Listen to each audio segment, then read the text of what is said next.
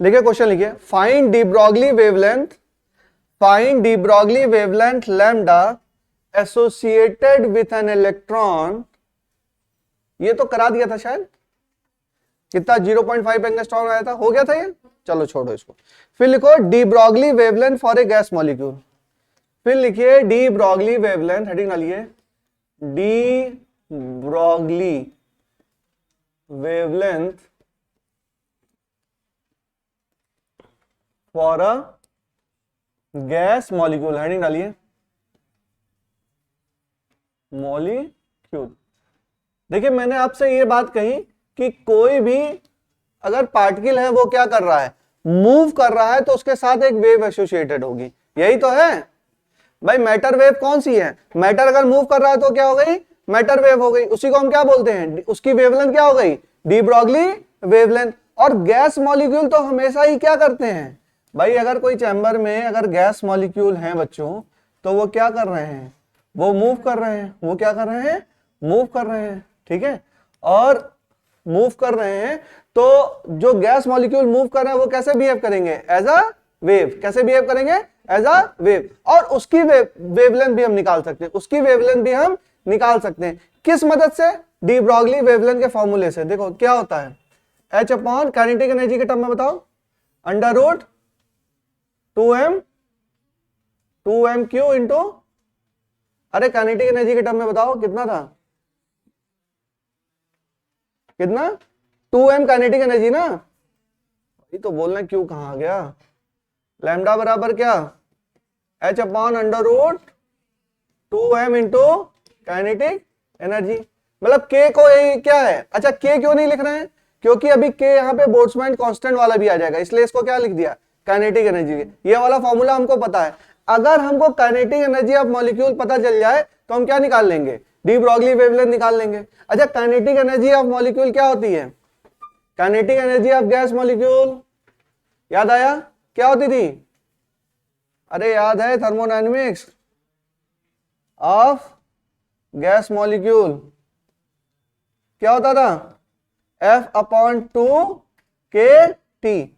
और अगर monoatomic gas है, लेट सपोज कि ये मोनोएटॉमिक गैस है, तो मोनोएटॉमिक के लिए क्या होगा, डिग्री ऑफ फ्रीडम F बराबर 3, तो काइनेटिक एनर्जी क्या हो जाएगी 3/2kT।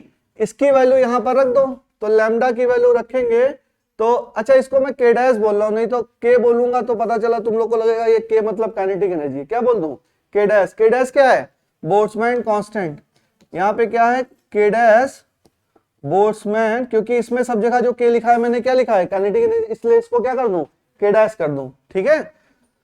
तो ये बोल्ट्जमैन कांस्टेंट है, ठीक है, और T आपका क्या है, एब्सोल्यूट टेम्परेचर है, ठीक है। उसके बाद यहां पर इस पे रखेंगे तो क्या हो जाएगा, अंडर रूट 2m, इसकी वैल्यू रखो 3/2 k डैश इंटू T, तो H बराबर क्या, under root 3m k dash T, ये किसकी वैल्यू है, लैम्डा की वैल्यू है, किसकी वैल्यू है, लैम्डा। लैम्डा क्या है, D Broglie wavelength of the gas molecule. Gas molecule अगर मूव कर रहा है तो वह कैसे बिहेव करेगा, एज अ वेव की तरह बिहेव करेगा, और उस वेव की वेवलेंथ क्या होगी, उस वेव की वेवलेंथ को हम क्या बोलते हैं, डी ब्रॉगली वेवलेंथ। तो डी ब्रॉगली वेवलेंथ का फॉर्मूला तो आपको पता है, ठीक है, काइनेटिक एनर्जी रख दो।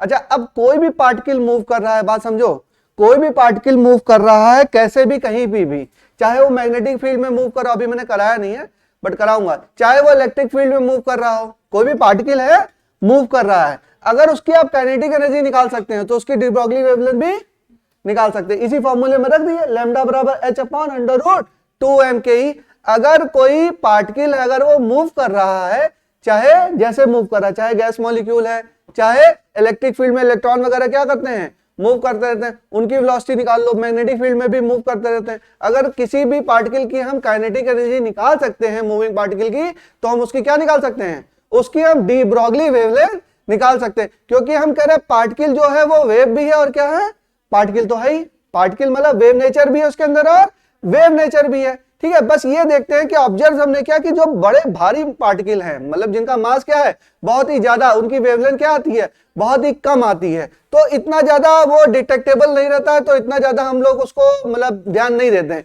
लेकिन अगर पार्टिकल आपका छोटा है, मास गैस मॉलिक्यूल बताओ बहुत बड़ा है, बहुत ही छोटा, इलेक्ट्रॉन क्या है बहुत बड़ा, बहुत छोटा। तो छोटे छोटे मॉलिक्यूल के लिए या छोटे छोटे पार्टिकल के लिए, इलेक्ट्रॉन के लिए या गैस मॉलिक्यूल के लिए जो डी ब्रॉगली वेवलेंथ आएगी ये कैसी आएगी, सिग्निफिकेंट आएगी। कैसी आएगी, सिग्निफिकेंट। एंगस्ट्रॉम में आएगी, फर्मी वगैरह में नहीं आएगी, या और ज्यादा छोटी नहीं होगी, किसमें आएगी, एंगस्ट्रॉम में आएगी, तो ये सिग्निफिकेंट है।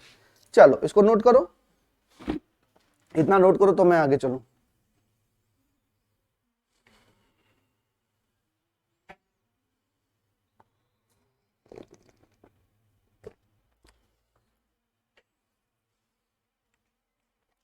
इसको लिख सकते हो D Broglie wavelength of gas molecule, या लैम्डा गैस लिख लो, लैम्डा गैस। टाइम पे आइए आप लोग, कल मैं 11 बजे आऊंगा। हाँ आज हुआ है ना थोड़ा, चलो नहीं 5 मिनट नहीं, आज लेट हुआ है, 8 मिनट, 2 मिनट प्रोग्रेस किया, 11:08 पे आया हूँ। चलिए देखिए, इतना इतना अगर हो गया तो देखिए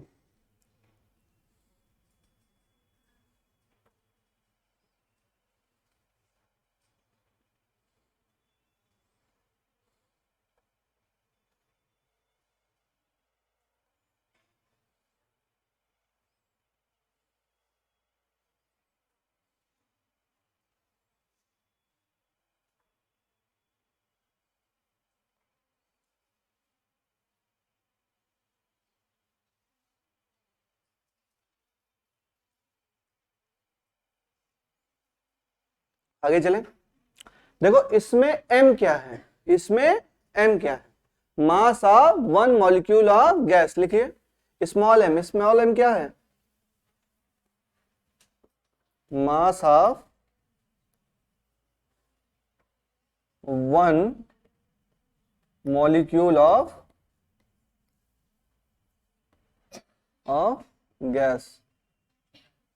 स्मॉल m होता था mass of one molecule of gas, अगर कैपिटल m लिखा होता तो क्या होता, मोलर मास होता। क्या होता, वन मोल का मास क्या होता, कैपिटल M। उसके टर्म में भी हम लिख सकते हैं, कुछ एन से गुणा भाग करना पड़ेगा, उससे हम लिख सकते हैं। तो उसका एक शॉर्टकट, अच्छा के डैश क्या है, के डैश क्या है, लिख लो, बोल्ट्जमैन कांस्टेंट, बोल्ट्जमैन कांस्टेंट। यहां से एक दो चीज आपको टेक अवे करनी है। पहली बात यह है कि lambda of gas is inversely proportional to 1/√T, absolute temperature के इनवर्सली प्रोपोर्शनल होगा। पहली बात तो ये हो गई, ठीक है। और दूसरी बात है कि एक शॉर्टकट फॉर्मूला है, ये एक शॉर्टकट फॉर्मूला है। देखो लैम्डा की वैल्यू जो ये आ रही है आपकी,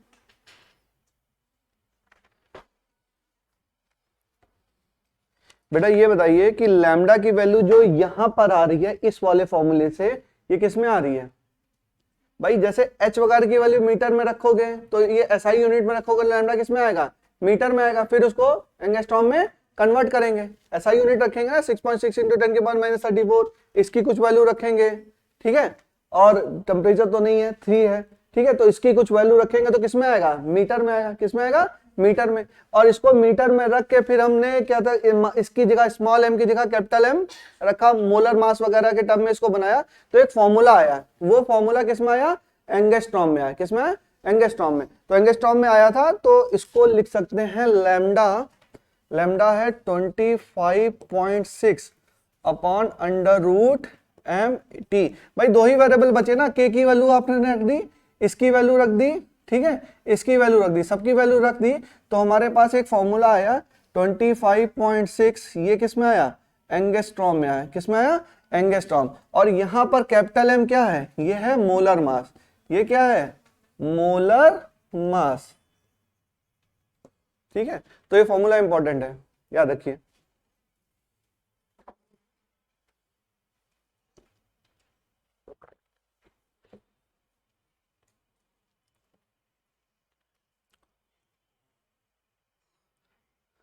जब भी आपको गैस मॉलिक्यूल जो मूव कर रहा है उसकी वेवलेंथ निकालनी है तो उसका एक फॉर्मूला ये तो हो ही गया, H अपॉन इसकी क्या काइनेटिक एनर्जी की जगह 3/2 k डैश टी रख दिया आपने, ये तो आपके पास आ गया। अब इनकी वैल्यू रख दोगे तो आप किसके टर्म में आ गया, एंगस्ट्रॉम। ये शॉर्टकट फॉर्मूला है 25.6 upon under root mt, m क्या है मोलर मास, t क्या है absolute temperature.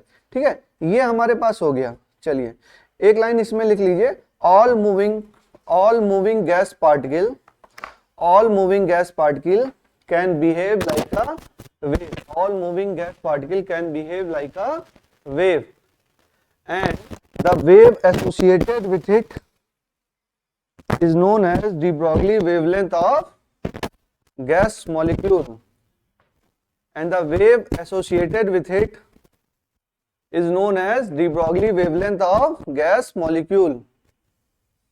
All moving particle in a gas molecule will behave like a wave, and the wavelength associated with this wave is known as de Broglie wavelength of a gas molecule.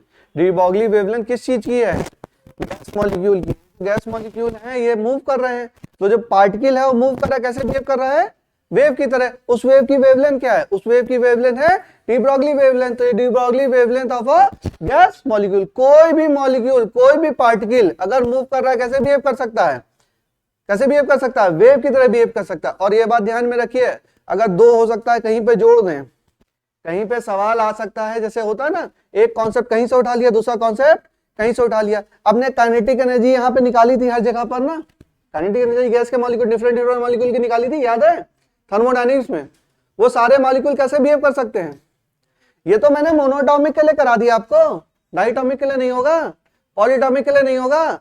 तमाम तरह के cases कराए थे gas molecule में, क्या हो रहा था, काइनेटिक एनर्जी, जहां जहां काइनेटिक एनर्जी निकाल सकते हैं सबकी क्या हो सकती है, डी ब्रॉगली वेवलेंथ हो सकती है। यहां पे उठा के आपने रख दिया 3m, और यहां पर ये क्या था, काइनेटिक एनर्जी, बस ये क्या हो गया, ये आपकी डी ब्रॉगली वेवलेंथ आ गई। कहीं पे भी काइनेटिक एनर्जी आपने निकाला स्मॉल पार्टिकल का, सिग्निफिकेंट कहां पे है, यहाँ पे स्मॉल पार्टिकल है, गैस मॉलिक्यूल है, इलेक्ट्रॉन है, प्रोटॉन है, ये छोटे छोटे मॉलिक्यूल अगर मूव कर रहे हैं, उनकी काइनेटिक एनर्जी निकाल ली, तो उन गैस मॉलिक्यूल या छोटे छोटे एलिमेंट की या पार्टिकल से एसोसिएटेड जो वेव होगी उसकी डी ब्रॉगली वेवलेंथ भी आप निकाल सकते हैं। किस फॉर्मूले से, इस वाले फॉर्मूले से कर लेंगे। चलो एक क्वेश्चन और, find ratio of de Broglie wavelength of helium, find ratio of de Broglie wavelength of helium at 27 degree centigrade and nitrogen at 127 degree centigrade, 127 degree centigrade, be on time. Find ratio of de Broglie wavelength of helium at 27 degree centigrade and nitrogen at 127 degree centigrade, assuming both are monoatomic। देखो nitrogen monoatomic है नहीं, question में है assuming both are monoatomic। अच्छा ऐसा क्यों बोल दिया गया, ऐसा इसलिए बोला गया बच्चों कि आप ये वाला फॉर्मूला लगा पाए। भाई ये फॉर्मूला कब वैलिड है, ये जो 25.6 अपॉन अंडर रूट mt आ रहा है कब आ रहा है, जब मोनोएटॉमिक वाला केस है। तो यहां पर क्या है, molar mass temperature, direct formula आप लगा सकते हो। भाई एक को डाइटॉमिक रखोगे, एक को मोनोटॉमिक, तो फिर फॉर्मूला क्या हो जाएगा, चेंज हो। वो चाहता है कि आप ये फॉर्मूला यूज करें, इसलिए क्या बोल दिया, एज्यूमिंग बोथ आर मोनोएटॉमिक, ज्यादा अंतर आएगा नहीं, तो उन्होंने बोल दिया कि क्या है, मोनोएटॉमिक है। बेटा find ratio of de Broglie wavelength of helium at 27 degree centigrade and nitrogen at 127, assuming both are monoatomic।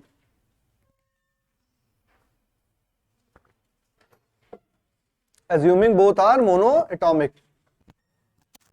चलिए करिए।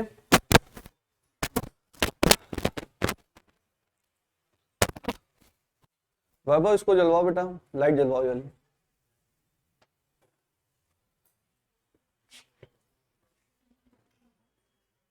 छोड़ दो बस जल जाएगा अभी। निकालिए, फॉर्मूला लगाइए।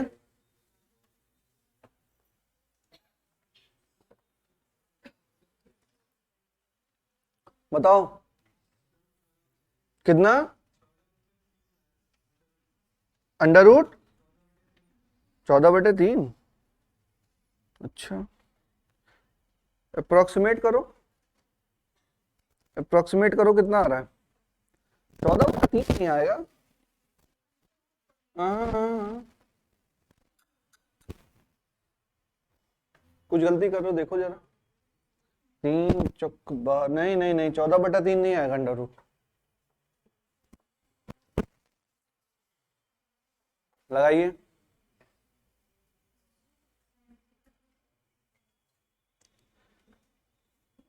कितना रहा बेटा? 3:1। ठीक है, चलो देखो इसमें क्या है।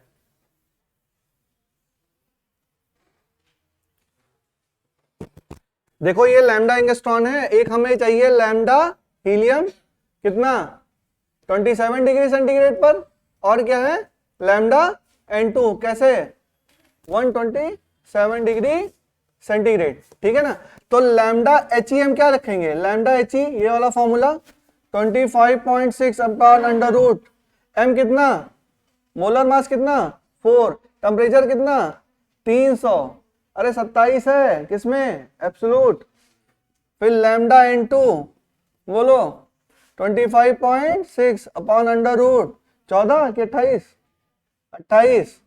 अरे कंफ्यूज तो नहीं हो, केमिस्ट्री पढ़ रखी है। ये कितना हो गया 400, तो lambda H upon lambda N2 कितना हो जाएगा 25.6 अपॉन अंडर रूट 4 गुणे 300 अंडर रूट 28 गुणे 400 अपॉन 25.6, ये इससे कट गया, कितना आ गया, बोला गया है मोनोटॉमिक क्यों, इसके लिए है, केवल ये फॉर्मूला यूज करना है, केवल ये फॉर्मूला, इसमें 28 ही रखेंगे। Mass of one molecule, molar mass of one molecule N2 क्या होगा, वो 28 होगा ना, बस वही रखना है। वो ये आप नहीं समझ पा रहे हो, मोनोटॉमिक इसलिए बोला गया ताकि हम कौन सा फॉर्मूला यूज कर सकें, ये वाला, अदरवाइज ये फॉर्मूला हम यूज नहीं कर पाएंगे। एज्यूमिंग बोला गया है ना, लेकिन उसका मोलर मास नहीं एज्यूम कर लेना, मोलर मास कितना होगा 28 ही होगा। ठीक है, अरे मॉडर्न फिजिक्स है, यहाँ पे एग्जैक्ट कुछ नहीं है, थोड़ा थोड़ा एजम्पशन चलता है यहाँ पर। तो आपका हो गया 28 गुणे 400 बटा 4 गुणे 300, तो ये कितना हो गया, अरे 2827 मान लिया, तो 9 टाइम क्या गया 3 पॉइंट समथिंग आएगा, 3 मान लेंगे। ठीक है, सही है, हो गया बच्चों। चलें आगे, देखो बेटा ये 400 चाहिए कट जाएगा 3, और ये 28 है, इसको 27 मान लो तो कितना हो जाएगा 9 हो जाएगा, ये अंडर रूट 9 कितना हो जाएगा 3 हो जाएगा, और 27 नहीं मानता तो 9 पॉइंट समथिंग आता, अप्रॉक्स करते तो 3 पॉइंट समथिंग आता, तो अप्रॉक्स क्या है 3। ठीक है, चलें आगे, चलो एक क्वेश्चन और करो, बोलो भाई यस और नो, चले आगे, बताओ भाई लास्ट में, चलें, पता ही नहीं रहे रहमान, चले आगे, उतार लेने दीजिए, उतार तो चुके हो, जल्दी करो।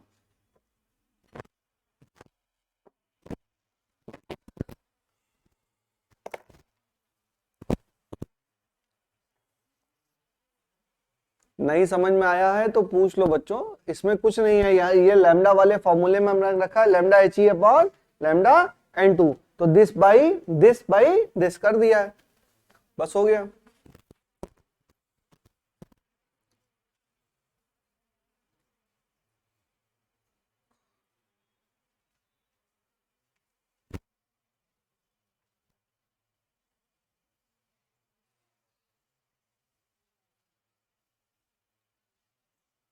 जल्दी नोट करो, हो गया, चलें, चलो लिखो।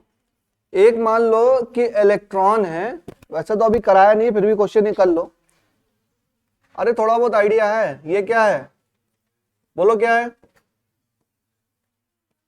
क्या है ये, बोल ही नहीं रहे। इनवर्ट डायरेक्शन ही पता है, इतने सारे इनवर्ट डायरेक्शन, ये क्या है, मैग्नेटिक फील्ड, क्या है, मैग्नेटिक फील्ड, इनवर्ट डायरेक्शन। अरे एक तो बनाया होता तो बताते। और इसमें अगर इलेक्ट्रॉन है और इसका रेडियस आर है, समझो इसका रेडियस आर है, तो थोड़ा सा तुम लोग को पता है आर बराबर क्या होता है, आर बराबर क्या होता है, बताओ, पता है कि नहीं?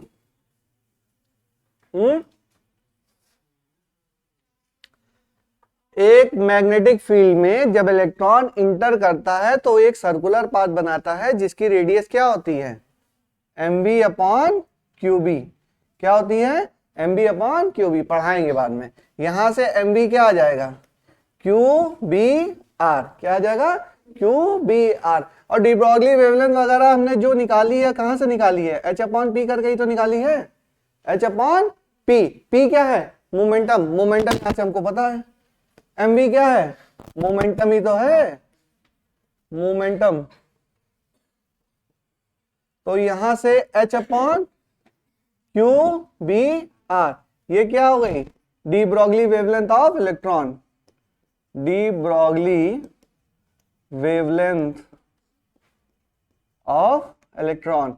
इलेक्ट्रॉन क्या कर रहा है, मूव कर रहा है, किसमें मूव कर रहा है, मैग्नेटिक फील्ड में। जब मैग्नेटिक फील्ड में मूव कर रहा है तो क्या है, पार्टिकल है और मूव कर रहा है, तो कैसे बिहेव कर रहा है, एज अ वेव। तो वेव की तरह अगर बिहेव कर रहा है तो हमने पढ़ा है कि वेव का, या फोटोन के टर्म में आ जाओ, मोमेंटम क्या होता है, मोमेंटम एच अपॉन लैम्डा, या लैम्डा के टर्म में एच अपॉन पी, कल कराया था ना फॉर्मूला।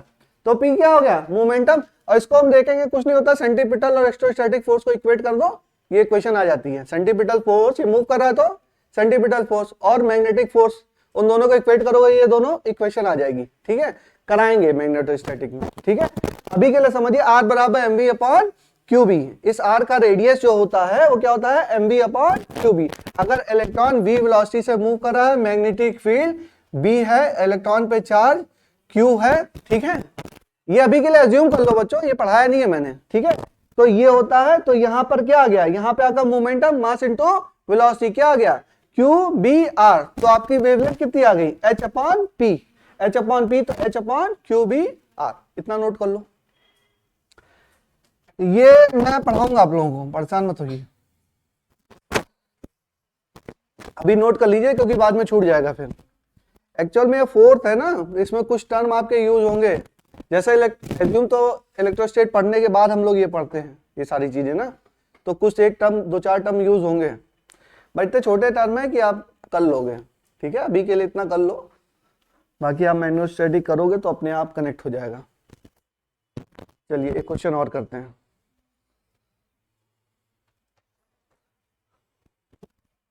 यूनिट एंड डायमेंशन में एरर एनालिसिस तो है ही, चैप्टर है ना, पढ़ तो रहे होंगे आप लोग, पढ़े नहीं पढ़े, टेस्ट है ना सैटरडे को, तो चलो उसके ऊपर एक सवाल आ गया। लोग तो चौंक रहे, कह रहे अच्छा टेस्ट भी है, यूनिट एंड डायमेंशन का टेस्ट है। अच्छा कल वो पढ़ा दूंगा, कल इंस्ट्रूमेंट वाला चैप्टर पढ़ाएंगे। ठीक है, हाँ हाँ, और क्या, कितने दिन छोड़ के रखे उसको, बहुत दिन हो गया, कल कल पढ़ाएंगे उसको। देखो, if momentum of A particle is decrease by 2%, if momentum of a particle is decreased by 2%, find the percentage change in its de Broglie wavelength. If momentum of a particle is decreased by 2%, find the percentage change in de Broglie wavelength. de Broglie wavelength में कितना change होगा, चलो बताओ।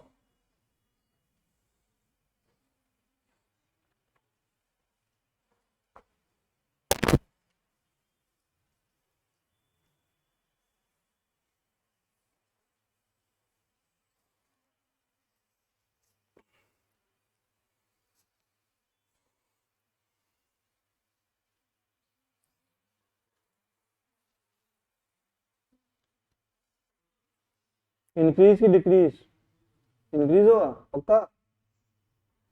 चलो और बच्चे बताइए, error analysis भूल गए?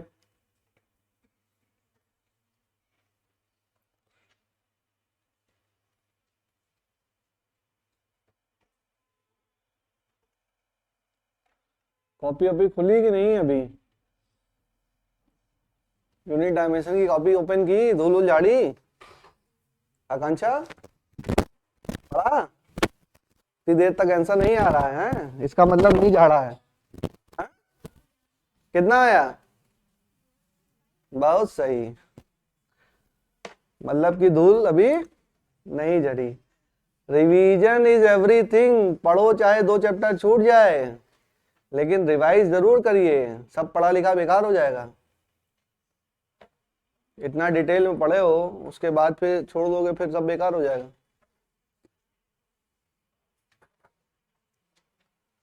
बताओ भाई,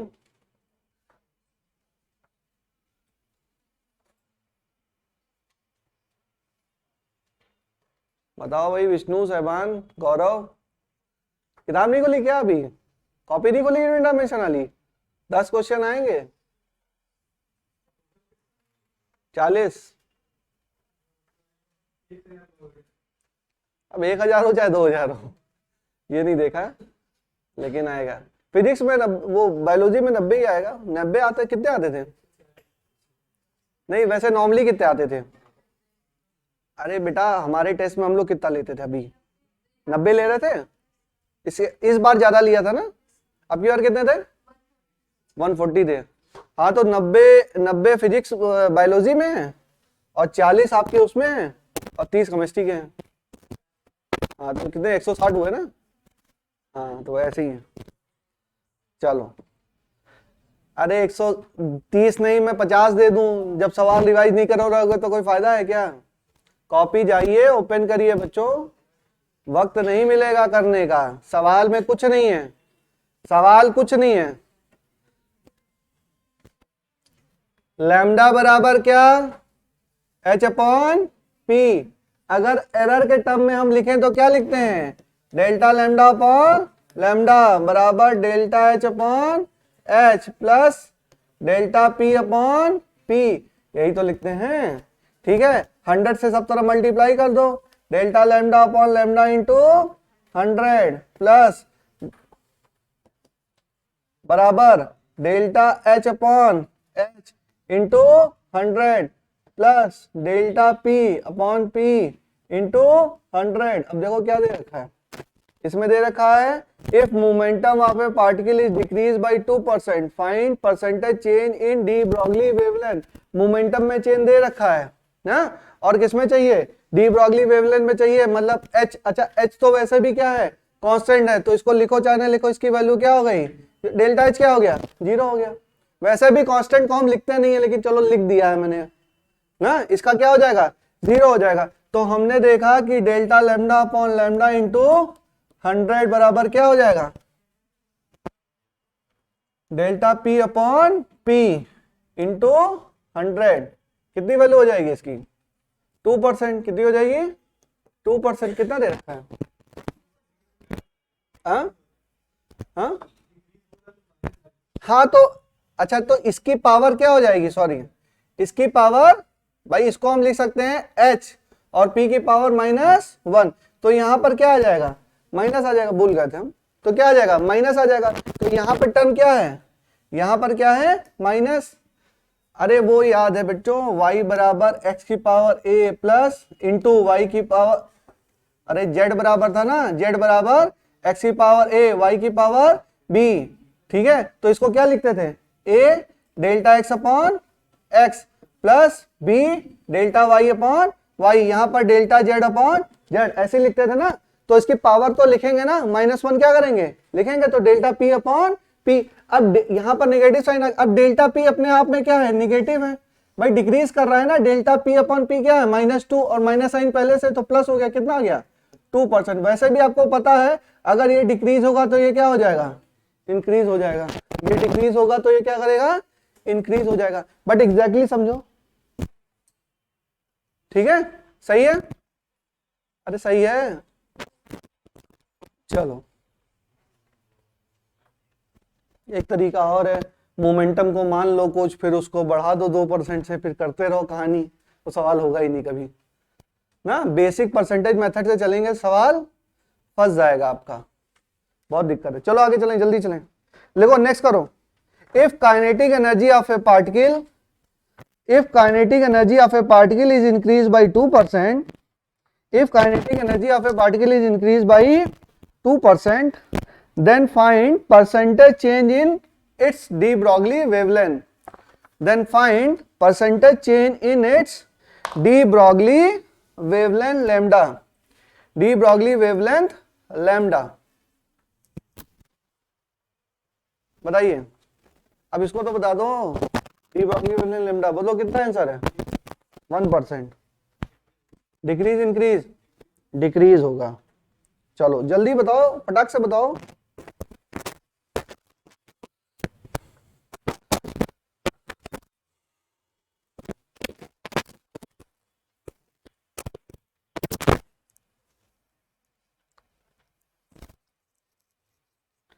पढ़ाई शुरू कर दीजिए, आखिरी के लिए सब कुछ मत छोड़िए। आखिरी ओवर में सब रन बनाने का सोचेंगे तो 2019 के वर्ल्ड कप की तरह हार जाएंगे ना। धोनी ने आखिरी ओवर के लिए सारे रन छोड़ दिए, लास्ट में क्या हुआ? रन आउट हो गया। तो कहीं तुम लोग भी रन आउट ना हो जाओ। अभी से बताओ आकांक्षा कितना आया? पक्का? देखो कॉपी, तुम बोलो। नहीं किया? बनता था।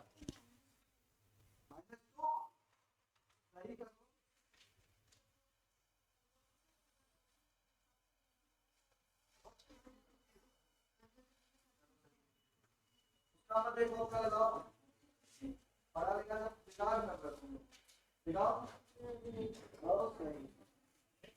लगाओ लगाओ।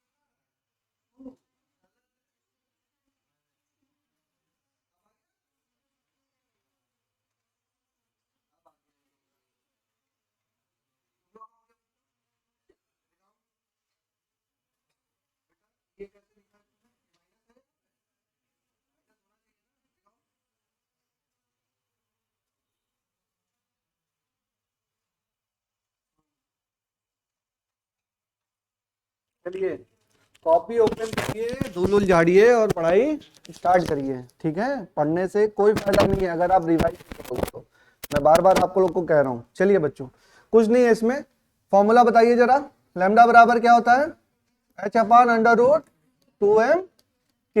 तो यहां से h upon under root 2m, तो ये तो क्या हो गया कांस्टेंट, और k की पावर -1/2, जिसके बारे में इंफॉर्मेशन हमको नहीं है सबको क्या मान लेंगे कांस्टेंट मान लेंगे। तो यहां से हमने देखा डेल्टा लैम्डा बाई लैम्डा बराबर क्या, अच्छा इसको करें कि ना करें, हम करेंगे भी तो क्या आ जाएगा 0 आ जाएगा, ठीक है। तो हमने लिखा -1/2 डेल्टा k बाई के इंटू 100 क्या दे रखा है 2% दे रखा है, और इंक्रीज दे रखा है ना, तो पॉजिटिव रखेंगे, क्या रखेंगे पॉजिटिव। तो यहाँ पे 2, तो ये क्या आ जाएगा माइनस में, निगेटिव आया तो क्या हो रहा होगा डिक्रीज हो रहा होगा। वैसे भी k बढ़ेगा तो लैम्डा घटेगा, k बढ़ेगा तो लैम्डा घटेगा, ठीक है।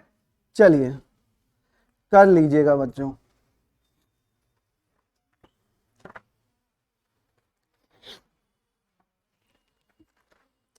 चलिए हम लोग करते हैं, देखो हमने बताया आप लोगों को, ये करा रहे थे हम लोग वेव नेचर ऑफ मैटर, हम लोग पढ़ रहे थे वेव नेचर ऑफ मैटर। तो इसमें हम लोग ने पढ़ा था क्या डी ब्रॉगली हाइपोथेसिस। तो डी ब्रॉगली साहब ने क्या बोला था आपको, डी ब्रॉगली साहब ने आपको बोला था कि जो मूविंग पार्टिकल वो कैसे बिहेव कर रहा है वेव की तरह बिहेव कर रहा है, कैसे बिहेव कर रहा है वेव की तरह बिहेव कर रहा है। तो देखो इन्होंने किया, फिर इसके बाद डेविसन और जर्मर दो साइंटिस्ट थे, डेविसन और जर्मर, इन्होंने केवल हाइपोथेसिस दी थी, डी ब्रॉगली ने केवल हाइपोथेसिस दी थी। इन्होंने किया क्या था बेटा, देखो फोटोन की जब स्टडी कर रहे थे मोमेंटम ऑफ फोटोन क्या था h अपॉन लैम्डा, इन्होंने क्या किया लैम्डा बराबर h अपॉन p, बस पलट के बता दिया था, इतना ही तो बताया। मतलब ये क्या है मोमेंटम किसका निकालते हैं पार्टिकल, पार्टिकल का ही तो, और वेव की क्या होती है वेवलेंथ, यहां पर वेवलेंथ यहां पर पार्टिकल। तो ये जो इक्वेशन है ये पार्टिकल और वेव नेचर को क्या कर रहा है कंबाइन कर रहा है। तो ये तो इन्होंने पढ़ा था फोटोन के लिए, फोटोन का मोमेंटम क्या होता है h अपॉन लैम्डा, इसी को पलट दिया उन्होंने, लैम्डा बराबर h अपॉन पी। अभी हम लोग यही तो पढ़ते आ रहे हैं, लैम्डा बराबर h अपॉन पी तो का ही तो सारा पढ़ते आ रहे हैं। तो सारी चीजें क्या इन्होंने ये बता दिया, लेकिन इसका कोई एक्सपेरिमेंटल सेटअप नहीं दे पाए। तो उसको एक्सपेरिमेंटली किसने प्रूव किया Davison and Germer, Davison and Germer, और इसको इन्होंने भी प्रूव किया था, जीपी थॉमसन ने भी प्रूव किया था। देखो दो लोग थे, एक थे डेविसन एंड जर्मर, एक थे डेविसन एंड जर्मर, इन्होंने भी प्रूव किया, और इन्होंने जीपी थॉमसन थे इनके लड़के, किसके जे थॉमसन के, जे थॉमसन कौन थे जिन्होंने इलेक्ट्रॉन की खोज की ना, तो उनका लड़का भी पढ़ने वाला था, उसने क्या किया उसने भी इसकी खोज की। लेकिन हमारे सिलेबस में क्या है इनका एक्सपेरिमेंट है, इनका एक्सपेरिमेंट हमारे सिलेबस में नहीं है। लेकिन कहीं मान लो क्वेश्चन आ जाए कि जीपी थॉमसन ने भी क्या बताया था कि जो इलेक्ट्रॉन है वो कैसा है वेव, और उसको एक्सपेरिमेंटली क्या किया था प्रूव किया था, एक्सपेरिमेंटली क्या किया था प्रूव किया था, ठीक है। अच्छा कैसे वेव बता दूं, वेव के क्या क्या फिनोमिना है, what is the phenomena of wave. अगर वेव होगा तो इंटरफेरेंस करेगा, वेव होगा तो डिफ्रैक्शन करेगा, वेव होगा तो पोलराइजेशन करेगा। अगर इनमें से कोई फिनोमिना अगर इलेक्ट्रॉन का पार्टिकल परफॉर्म कर रहा है तो हम कह देंगे इलेक्ट्रॉन के पास क्या है वेव नेचर है, यही तो बात हुई। तो चलो सेटअप करते हैं, लिखो Davison and Germer experiment, Davison मैं लिख देता हूं ढंग से, Davison and Germer experiment.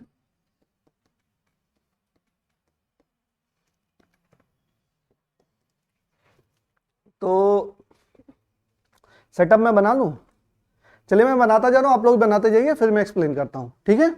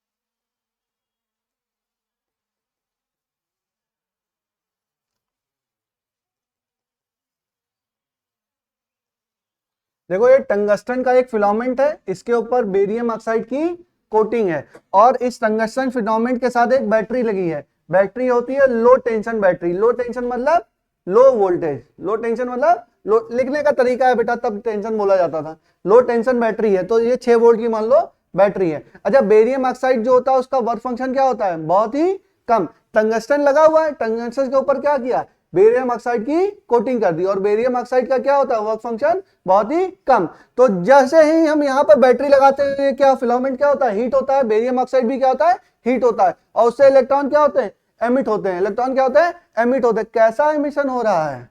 Thermionic emission. कैसा हो रहा है भाई? हीट दे रहे हैं ना, बैटरी लगा रहे, उससे हो क्या रहा है? बल्ब वो 100 वाट के थे, टंगस्टन 100 वाट के बल्ब में वो टंगस्टन लगा रहता था, तो बल्ब जलता था, तो हीट क्या होती थी? इलेक्ट्रिसिटी दी या बैटरी दी, तो क्या हुआ? हीट जनरेट हो रहा है। हीट जनरेट हो रहा है बेरियम ऑक्साइड से। क्या? बेरियम ऑक्साइड का वर्क फंक्शन बहुत ही कम। भाई टंगस्टन से निकलने लगेगा तो पता चला टंगस्टन तुरंत ही टूट गया, तो हमारा परफॉर्म एक्सपेरिमेंट नहीं चाहिए, हमें तो इलेक्ट्रॉन का एमिशन होना चाहिए। तो टंगस्टन पे क्या कर दिया? बेरियम ऑक्साइड की कोटिंग कर दी, उसका वर्क फंक्शन बहुत ही कम, तो अच्छे खासे इलेक्ट्रॉन क्या करने लगे? निकलने लग गए। तो ये कैसे बिहेव करेगा? Electron emitter. कैसे बिहेव करेगा? Electron emitter. ठीक है, इतना बनाओ। ये इलेक्ट्रॉन एमिटर हो गया, और ये हो गया आपकी बेरियम ऑक्साइड की कोटिंग। बेरियम ऑक्साइड कोटिंग, ठीक है। तो यहां से इलेक्ट्रॉन आपका निकलने लगा, इलेक्ट्रॉन यहां से निकलने लगा। उसके बाद करते हैं सिलेंडर विथ फाइन होल। एक सिलेंडर हमने रखा,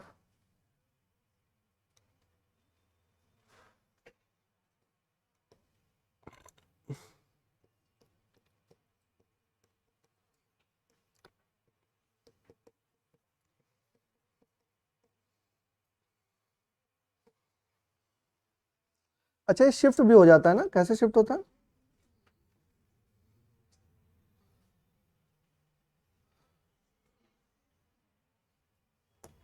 हाँ,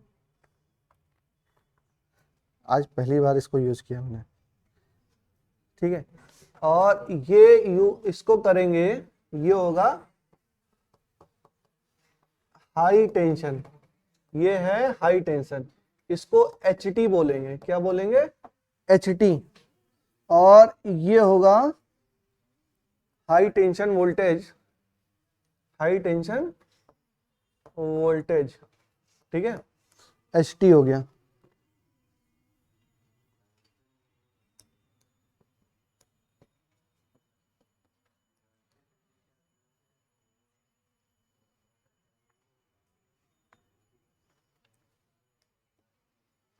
एक्सीलरेट द इलेक्ट्रॉन, ठीक है। उसके बाद यहां पर आ गया आपका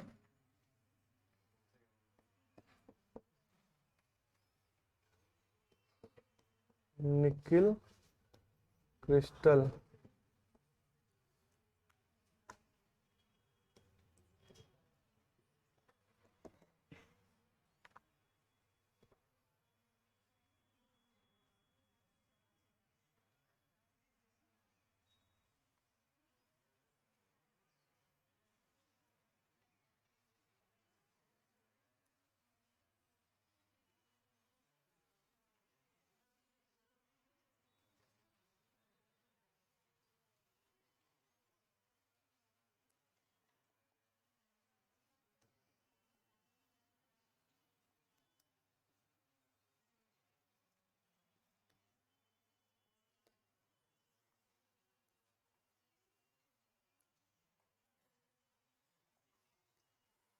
बातें नहीं, बनाओ इसको जल्दी।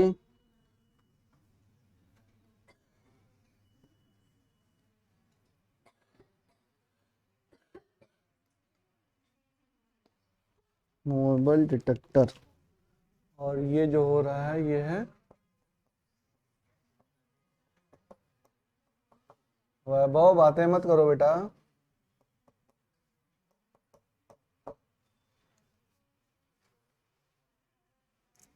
एक आंख मेरी वहां भी है, एक पीछे भी है ना।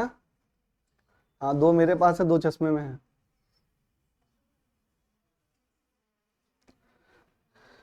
ठीक है, ये यहाँ पर इलेक्ट्रॉन यहाँ पर आया, इलेक्ट्रॉन, और मान लो कि डिफ्लेक्ट होके ये यहाँ पर आया, ये इलेक्ट्रॉन, और इसके बीच में जो एंगल है फाई। समझा रहे हैं? समझो।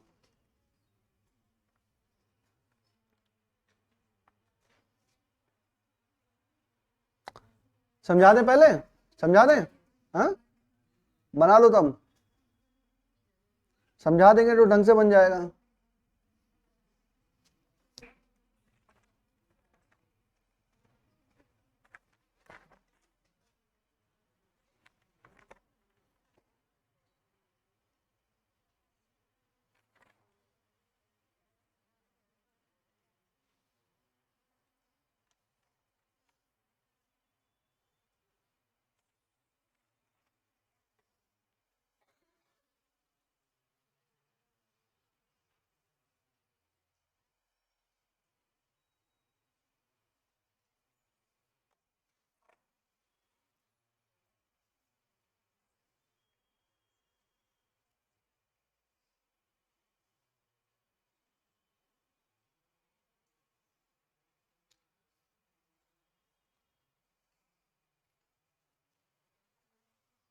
विष्णु सर, अजय सर कब तक आएंगे? क्लास कब से है? कब से कब तक? अच्छा, सीपी सर?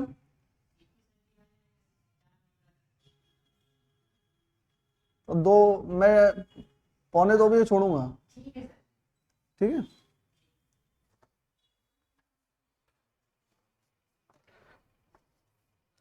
जल्दी बनाओ बच्चों, समझा दूं? चले आगे, समझा देंगे तो शायद बन जाएगा ढंग से। अभी समझ में नहीं आ रहा को बनाओगे क्या? समझ लो पहले। बन गया?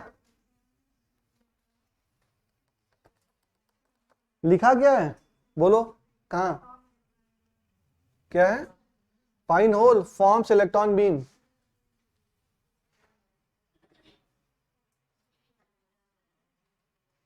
चलो सीट समझा देते हैं, बात समझिए। इसमें क्या है ये मैंने आपको बता दिया। इसमें एक टंगस्टन है, टंगस्टन जुड़ा हुआ है किससे? लो बैटरी से जुड़ा हुआ है। 6 वोल्ट की बैटरी लगा दी और टंगस्टन पे क्या कर दिया? बेरियम ऑक्साइड की कोटिंग कर दी, जिसका वर्क फंक्शन क्या है? बहुत ही कम। वर्क फंक्शन कम है तो थोड़ी सी भी एनर्जी देंगे तो क्या होगा? इलेक्ट्रॉन का एमिशन। और यहाँ पर कौन से फोटो एमिशन नहीं हो रहा है, क्या हो रहा है? Thermionic emission. बताया ना, हीट दिया और इलेक्ट्रॉन निकल गए। हीट दिया भाई, हो तो इलेक्ट्रॉन निकल रहे हैं तो वर्क फंक्शन को, वर्क फंक्शन निकाल, मतलब वर्क फंक्शन के खिलाफ यूज होके तभी तो इलेक्ट्रॉन निकल रहे हैं, अदरवाइज तो नहीं निकल सकते हैं। चाहे वो एनर्जी आप हीट से दो, चाहे वो एनर्जी आप लाइट से दो, कहीं से वो क्या कर रहे हैं? एनर्जी पा रहे हैं, और वर्क फंक्शन से वो एनर्जी ज्यादा है तो क्या हो रहा है? आपका एमिशन हो रहा है। फिर एक्सेलरेट करने लगे, ये करने लगे, मूव करने लगे, तो कुछ वेलोसिटी से क्या करेंगे? मूव करेंगे। लेकिन वो वेलोसिटी क्या होगी? बहुत ज्यादा तो हो नहीं सकती भाई। अगर हीट करोगे, छोटा सा वोल्टेज आपने बैटरी लगाई और यहाँ पे तो इलेक्ट्रॉन निकल रहे हैं, तो उन इलेक्ट्रॉन की क्या पास क्या होगी? जैसे जब लॉस नहीं होगा तो maximum kinetic energy of electron होगा, जब लॉस नहीं होगा तब क्या होगा? Maximum kinetic energy of electron. लेकिन इतनी एनर्जी नहीं है कि यहां से आके क्रिस्टल पे टकरा जाए, इतनी एनर्जी उसके पास नहीं है, या है भी तो 1-2 इलेक्ट्रॉन जा रहे होंगे, टकरा रहे होंगे ना। इलेक्ट्रॉन क्या है? कम। तो अब क्या करें? इलेक्ट्रॉन की स्पीड क्या है? कम। स्पीड क्या है? कम। तो स्पीड को बढ़ाने के लिए हमने यहां पर एक लगाया सिलेंडर विथ फाइन होल। क्या लगाया? Cylinder with fine hole. Assume करिए कि एक सिलेंडर है, उसमें छोटा सा होल दे दिया गया और उसमें से एट ए टाइम एक ही इलेक्ट्रॉन निकल सकता है। इतना फाइन होल है कि उससे क्या कर सकते हैं? केवल एक इलेक्ट्रॉन निकल सकता है। तो यहां पर तो ये एमिशन हो रहा है तो बहुत सारे इलेक्ट्रॉन पूरे यहां पर निकले हुए हैं। ये यहां पर पॉजिटिव वोल्टेज लगा दिया, high tension voltage. High tension मतलब हाई टेंशन पॉजिटिव वोल्टेज। यहां पर क्या लगा? Positive voltage. तो ये इलेक्ट्रॉन नेगेटिव, ये पॉजिटिव, अट्रैक्ट कर लिया। अट्रैक्ट कर लिया तो ये क्या कर देगा? इलेक्ट्रॉन को एक्सेलरेट कर देगा। और जो फाइन होल है वो क्या कर देगा? जो यहां पर डिस्ट्रीब्यूटेड थे इलेक्ट्रॉन, क्या थे? स्कैटर्ड थे, उनको एक बीम बना देगा। क्या बना देगा? बीम बना देगा। अभी मान लो कि एक सिंगल इलेक्ट्रॉन बीम आके यहां पर टकराई, आकर यहां पर टकराई, तो निकिल का कोई क्रिस्टल है, निकिल का कोई क्रिस्टल है। अब क्रिस्टल से टकराने के बाद वो आ रही है किसी यहां पर सर्कुलर स्केल पर, किसी पे सर्कुलर स्केल पर, और यहां पर कुछ इलेक्ट्रॉन आ रहे हैं। तो देखो अगर ये पार्टिकल होते, अगर ये इलेक्ट्रॉन पार्टिकल होता, तो जहां पर इलेक्ट्रॉन आता वहां पे हम कह देते लाइट है, और जहां पर नहीं होता वहां पर लाइट नहीं है। और ये मूवेबल डिटेक्टर है, मतलब इलेक्ट्रॉन आया, ये मूवेबल डिटेक्टर है, गैल्वेनोमीटर से कनेक्ट है। इलेक्ट्रॉन आया तो करंट आई, करंट आई तो गैल्वेनोमीटर में डिफ्लेक्शन होगा। गैल्वेनोमीटर एक डिवाइस है जिससे हम क्या मानते हैं, करंट को, डायरेक्शन ऑफ करंट या करंट को मेजर करते हैं। एमीटर जैसा ही होता है, समझ लो उसमें क्या हो रहा है, डिफ्लेक्शन होगा। तो अगर इलेक्ट्रॉन आया तो डिफ्लेक्शन हो गया, इलेक्ट्रॉन आया तो डिफ्लेक्शन हो गया। तो ये मूवेबल है, इसको यहां मूव किया मैंने, यहां पे मूव किया पूरी अच्छा ये सर्कुलर स्केल इतनी ही नहीं है, ये पूरा है, इसीलिए मैंने क्या बनाया, डॉट डॉट, ये पूरे में है। भाई इलेक्ट्रॉन यहां आएगा, जरूरी है यहां पे आए, ये इधर भी जा सकता है, इधर भी जा सकता है, इधर भी जा सकता है, कहीं भी जा सकता है, कहीं पे भी स्कैटर्ड हो सकता है ना। तो ये पूरी स्केल कैसी है, पूरी सर्कुलर स्केल है। ये तो स्पेस कंस्ट्रेंट की वजह से मैंने ऐसे बनाया है। अब ये मूवेबल डिटेक्टर, इसको मैंने घुमा घुमा के देख रहा हूं, तो बेटा अगर एक इलेक्ट्रॉन आया तो एक ही जगह तो लाइट डिटेक्ट होनी चाहिए, और जगह नहीं होनी चाहिए। बट ऐसा देखा एक्सपेरिमेंट में कि ऐसा नहीं हो रहा था, ऐसा नहीं हो रहा था। कहीं पे इंटेंसिटी हाई, कहीं पे इंटेंसिटी लो, कहीं पे करंट हाई, कहीं पे करंट जीरो। तो इसका मतलब क्या है, इसका मतलब क्या बन रहा है, फ्रिंजेस बन रही है। इसका मतलब क्या है, फ्रिंजेस बन रही है। तो इलेक्ट्रॉन इसका मतलब क्या है, फ्रिंजेस बन रही है बच्चों। और एक बात और बताओ, इसको बहुत किताब में इंटरफेरेंस भी लिखते हैं, बहुत किताब में डिफ्रैक्शन भी लिखते हैं। देखो इंटरफेरेंस और डिफ्रैक्शन में अंतर क्या है, बेसिक। एक तरीके से इंटरफेरेंस को जूम करके देखा तो क्या मिल गया, डिफ्रैक्शन।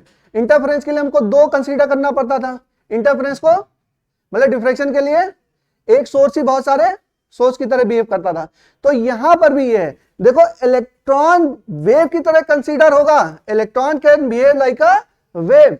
लेकिन एक बात और एक सिंगल इलेक्ट्रॉन भी यहां पर डिफ्रैक्शन या इंटरफेरेंस पैटर्न दे रहा है। एक सिंगल इलेक्ट्रॉन भी आपका यहां पर कैसा पैटर्न दे रहा है, मतलब ब्राइट, और वो आपका कहीं पर करंट आ रही, कहीं पर करंट नहीं आ रही है, एक सिंगल इलेक्ट्रॉन से। इसका मतलब क्या है, one single electron is a collection of wave, not a single wave.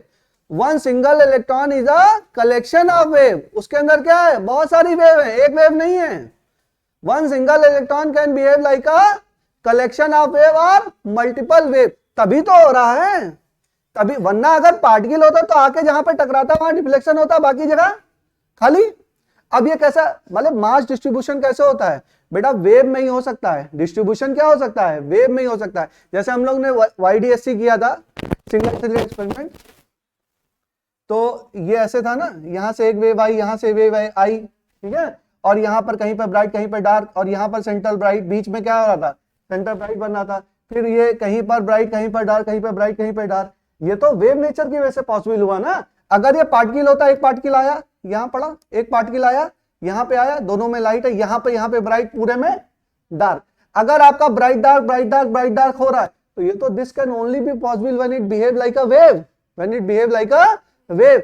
तो एक सिंगल इलेक्ट्रॉन से भी हमने देखा क्या, इंटरफेरेंस पैटर्न मिल रहा है, या कहीं कहीं लिखते हैं डिफ्रैक्शन पैटर्न भी मिल रहा है।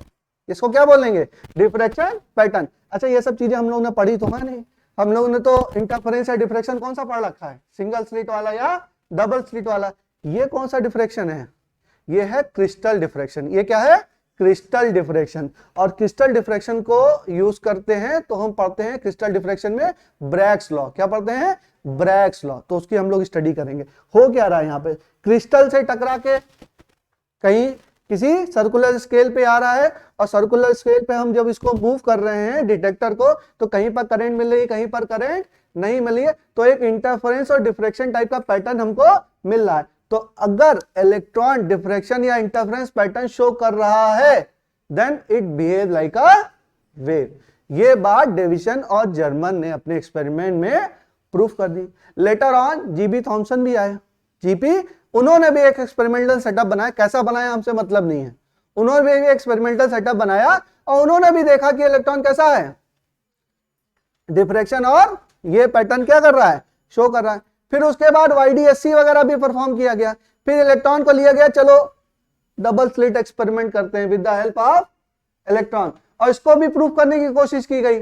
तो वहां पे भी इलेक्ट्रॉन ने देखा, electron young double slit experiment में भी पास हो गया। मतलब जब young double slit experiment source of light लिया था ना हमने, अब हमने क्या ले लिया, इलेक्ट्रॉन ले लिया, तो इलेक्ट्रॉन ने उस चीज को भी पास कर लिया। मतलब जैसे वेव में मिल रहे थे पैटर्न, वैसे ही कैसे मिल रहे हैं, इलेक्ट्रॉन की बीम लगा रहे हैं तो उसमें भी कैसे मिल रहे हैं, वैसे ही इंटरफेरेंस पैटर्न मिल रहे हैं। तो हमने देखा कि इलेक्ट्रॉन कैसे बिहेव कर रहा है, वेव की तरह बिहेव कर रहा है। समझ में आया एक्सपेरिमेंट, चीजें समझ में आई। इसमें देखो इंपॉर्टेंट क्या है, ये सारी चीजें हैं, ये आपकी टंगस्टन फिलामेंट हो गया, ये लो वोल्टेज होगा, ये कैसे बिहेव कर रहा है, इलेक्ट्रॉन एमिटर। छोटे छोटे क्वेश्चन आते हैं, ये कैसे बिहेव कर रहा है, एक्सेलरेशन ऑफ इलेक्ट्रॉन, ठीक है। यहां पर हाई टेंशन वोल्टेज है, सिलेंडर विद फॉर्म बीम, फिर गैल्वेनोमीटर, ये तुम्हारी करंट को डिटेक्ट करने के लिए काम आएगा। सर्कुलर स्केल, इस पे क्या होगा, इंटरफेरेंस या डिफ्रैक्शन पैटर्न प्राप्त होगा। ये मूवेबल डिटेक्टर, ऐसे मूव कर सकते हो।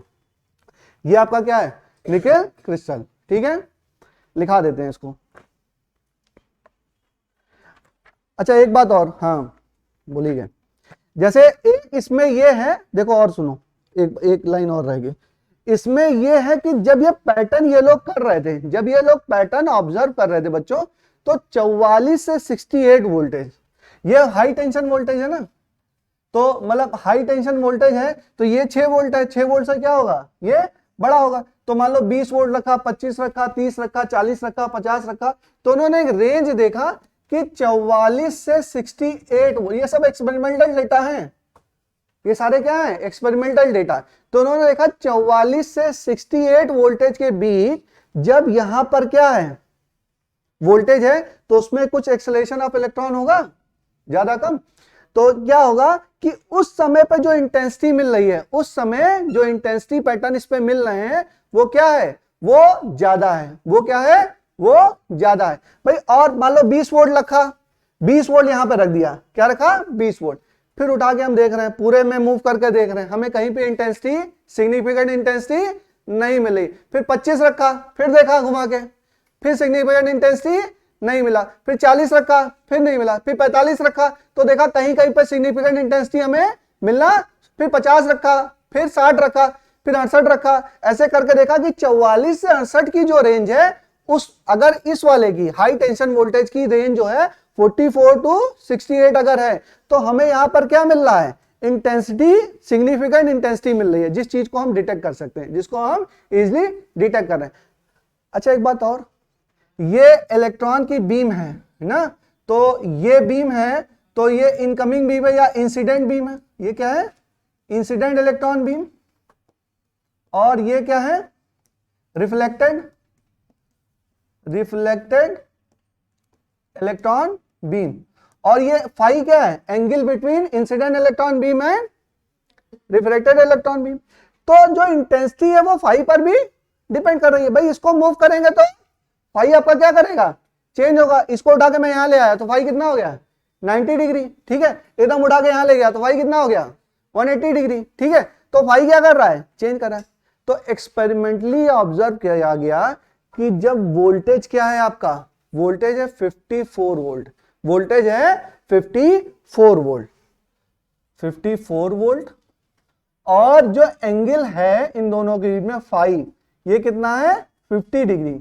अगर ये दोनों कंडीशन है तो हमें इंटेंसिटी जो मिल रही है वो आपकी क्या है, सबसे ज्यादा है, या there is a peak in intensity. क्या बोला जाता है, there is a peak in intensity. अगर ऐसी कंडीशन है, मतलब जो हाई टेंशन वोल्टेज है कितना रख दिया, 54 वोल्ट, रेंज कितनी होनी चाहिए, अच्छी इंटेंसिटी कब मिलेगी, अच्छी इंटेंसिटी पैटर्न 44 से 68 के बीच। उसमें भी पीक कब मिलेगी, जब 54 होगा। 54 से काम नहीं चलेगा, फाई कितना होना चाहिए, कहां पर मिलेगी, अरे ये तो 54 रख दिया, लेकिन कहां मिलेगी भाई, वो तो जगह तो बताओ, फाई क्या होगा, 50 डिग्री। उस जगह पर क्या मिलेगी, इंटेंसिटी की पीक मिलेगी। All are experimental data, all are experimental data हैं ये सारे। ये इन्होंने किसने परफॉर्म किया? Davison and Germer. Davison and Germer ने ये बातें परफॉर्म की कि जब वोल्टेज 54 डिग्री है, 54 सॉरी वोल्टेज वोल्ट है, और जो एंगल है इंसिडेंट बीम और रिफ्लेक्टेड बीम का एंगल कितना है? 50 डिग्री, तो हमें क्या मिलेगा? There is a peak in intensity. क्या बात मेरी समझ में आई? ठीक है, ये एक्सपेरिमेंटल डेटा है, इसको नोट कर लो। तो चलो एक दो चीज लिखा दूं इसमें।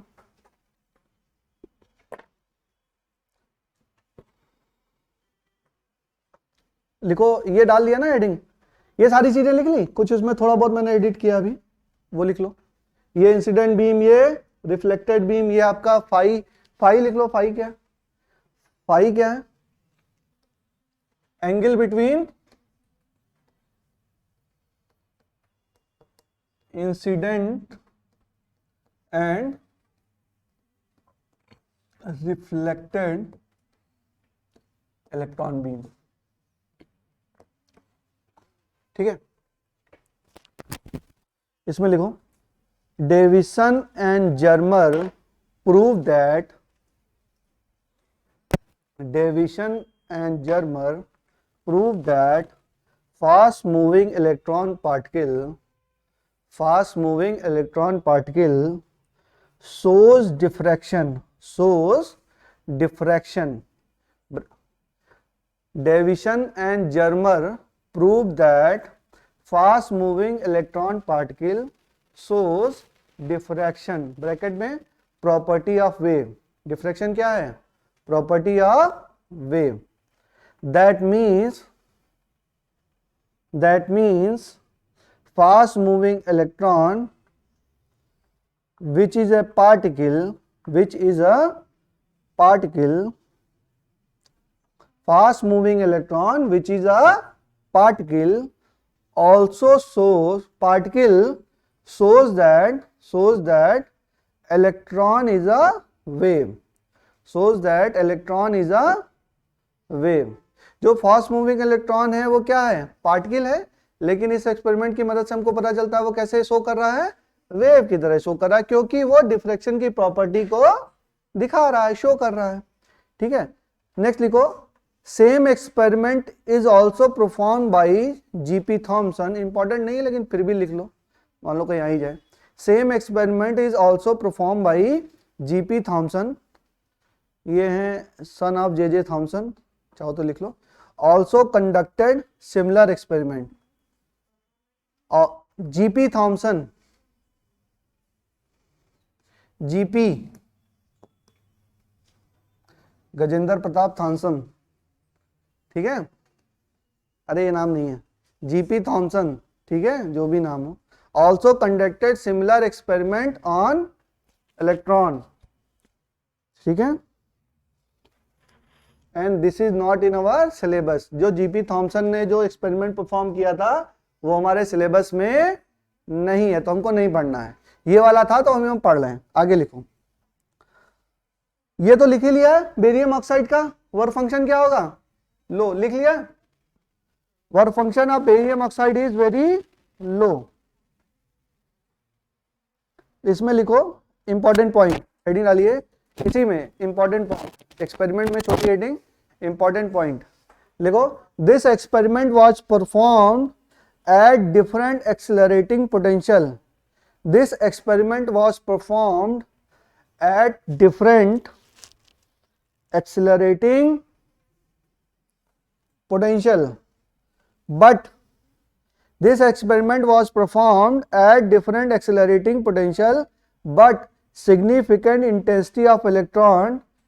significant intensity of electron was observed around 44 volt to 68 volt. This experiment was performed at different accelerating potential, but significant intensity of electron was observed around 44 volt to 68 volt. 44 volt to 68 volt, ठीक है। Next लिखो, the deflection of galvanometer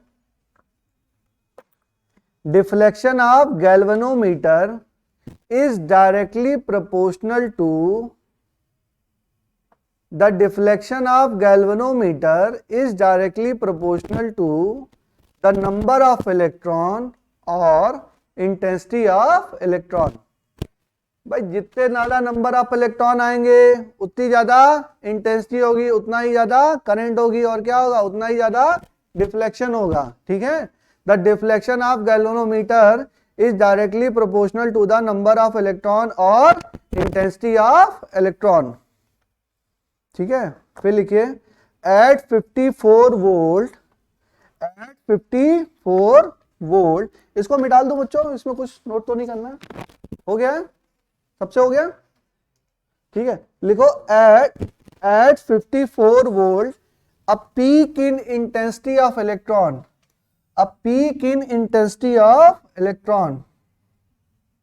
was observed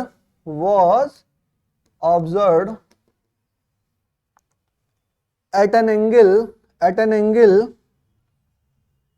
50 degree.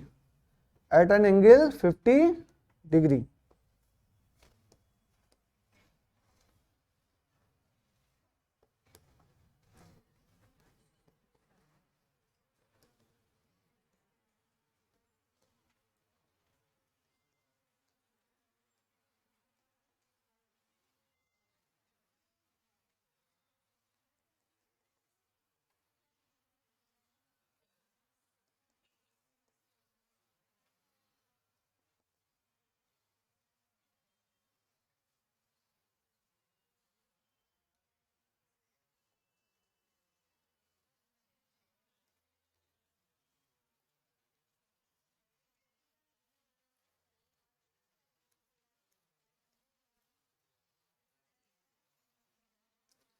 देखिए बच्चों 54 volt पे हमने plot किया ना, तो हमें क्या मिल गया, पीक मिल गई. किस पे, इंटेंसिटी की. अदरवाइज मान लो हम छोटा छोटा प्लॉट करें तो हमें ऐसे मिल रहा था.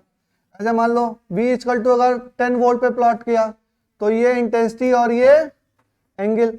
फिर हमने कहा नहीं चलो 20 वोल्ट पे प्लॉट कर रहे हैं, तो थोड़ा सा ऐसे आ गया, तो क्या हो गया, इंटेंसिटी और फाई ऐसे आ रहे थे, छोटे छोटे पीक आ रहे थे ना. लेकिन यहां पर क्या हुआ, जब 54 वोल्ट पे किया तो हमने अच्छा खासा पीक आपका ऑब्जर्व हो गया, तो उसको क्या बोल देंगे, यहां पे दे देंगे. और फाई कितना है, 50 डिग्री, और वोल्टेज कितना है, 54.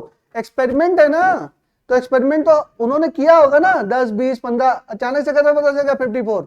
ऑब्जर्वेशन है, शुरू किया होगा 1 2 4 5 वोल्ट से स्टार्ट करते हुए. देखो डेविसन एंड जर्मर, ये एक्सपेरिमेंट बहुत इंपॉर्टेंट था और ये खोज बहुत ही इंपॉर्टेंट थी. तो डेविसन एंड जर्मर दोनों को नोबेल प्राइज मिला था इसके लिए. और जो डी ब्रॉगली साहब थे उनको केवल बताने के लिए भी क्या मिल गया था, कि नोबेल प्राइज मिल गया था. उनको भी मिला था, इन दोनों को भी मिला था.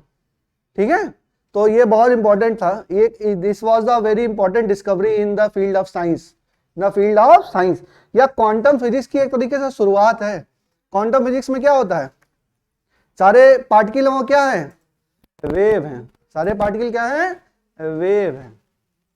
क्वांटम फिजिक्स आप लोग नॉर्मली समझ ही नहीं सकते हैं, मतलब उसमें जो दिखता है वो होता नहीं है ना. अरे इसमें एक था, हाँ इसमें अब देखो एक स्टेटमेंट बोलूंगा, आप लोग देखो पता नहीं समझ पाओगे नहीं समझ पाओगे. जैसे मैंने कहा कि इलेक्ट्रॉन यहां से निकला, मतलब बोल रहे थे कि कब इलेक्ट्रॉन पार्टिकल की तरह बिहेव करेगा और कब वेव की तरह बिहेव करेगा. तो इन्होंने बोला अगर आप इलेक्ट्रॉन को डिटेक्ट कर पाओगे तो वो पार्टिकल की तरह बिहेव करेगा, अगर डिटेक्ट नहीं कर पाओगे तो वेव की तरह बिहेव करेगा. मतलब समझो ये इलेक्ट्रॉन है, इसको मैंने फेंक दिया और मैं इसको देख रहा हूं, ये जा रहा है और मैं इसको देख रहा हूं, तो ये कैसा है, जाके टकरा जाएगा और ये कैसे बिहेव कर देगा, पार्टिकल की तरह बिहेव कर देगा. जाएगा और किसी सरफेस से डायरेक्ट टकराता हुआ हमको दिखेगा, कैसे बिहेव करेगा, पार्टिकल की तरह. और इसको मैंने फेंका और मैं पीछे घूम गया, फेंका और मैं पीछे घूम गया, उसके बाद मैंने देखा, फिर मैंने पैटर्न कैसा लिखेगा, वेव की तरह. कैसे दिखेगा, वेव की तरह. यही क्या है, यही है क्वांटम फिजिक्स. मतलब आप उसको देख रहे हो तो वो पार्टिकल, नहीं देख रहे हो तो वेव. इन्होंने ऐसे ही बोला था कि अगर तुम चांद को देख रहे हो तो तुम्हें दिख रहा है, चांद को देख रहे हो तो वो दिख रहा है, नहीं देखो तो वो नहीं दिखेगा। तो अगर देख रहे हो तो वो पार्टिकल, नहीं देख रहे तो वो वे। भाई वो भी मैटर है ना, वो भी क्या है अरे मत जाओ, डिटेल बहुत खतरनाक है, उसमें आप लोग को जाना नहीं है। क्वांटम फिजिक्स इज वेरी, मतलब वो सब ऑब्जर्वेशन है, जैसे ब्लैक होल की चीजें या आपकी एस्ट्रोनॉमिकल चीजें ना, वो सारी चीजें किसमें आ गई, क्वांटम फिजिक्स में आ गई। किसमें आ गई, क्वांटम। तो उसकी स्टार्टिंग यहां से हुई थी, उसकी स्टार्टिंग यहां से हुई थी। चलो छोड़ो, तुम लोग के लेवल पे कोई जरूरत नहीं है, आगे चलते हैं। हाँ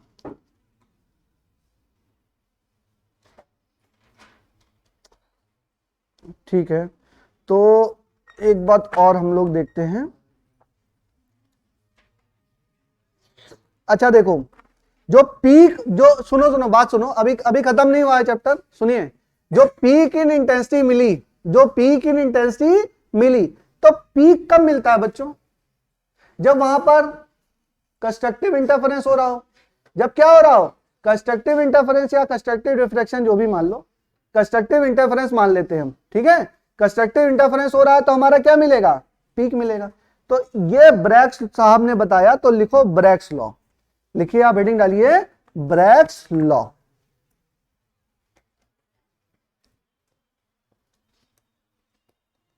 अरे थोड़ा आउटलुक दे देते हैं तो थोड़ा सा समझ में आएगा आप लोग को, वरना लोगे कि पता नहीं कहां से पता चला आ रहा है क्या नहीं है। देखो ब्रैग्स लॉ ने क्या बोला,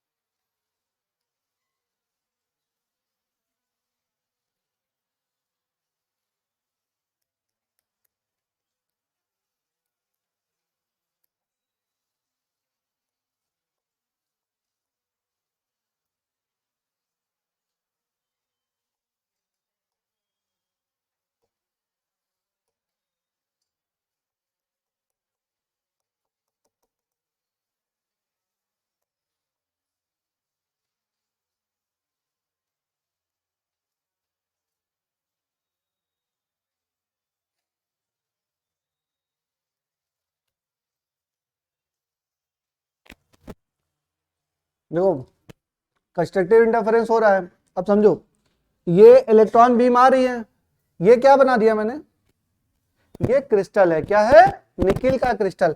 बेटा ऐसे था ना, ये निकिल का क्रिस्टल था, यहाँ पर क्या हो रहा था, इलेक्ट्रॉन बीम आके टकरा थी, फिर कहीं डिफ्लेक्शन हो रहा था, यही कहानी तो थी।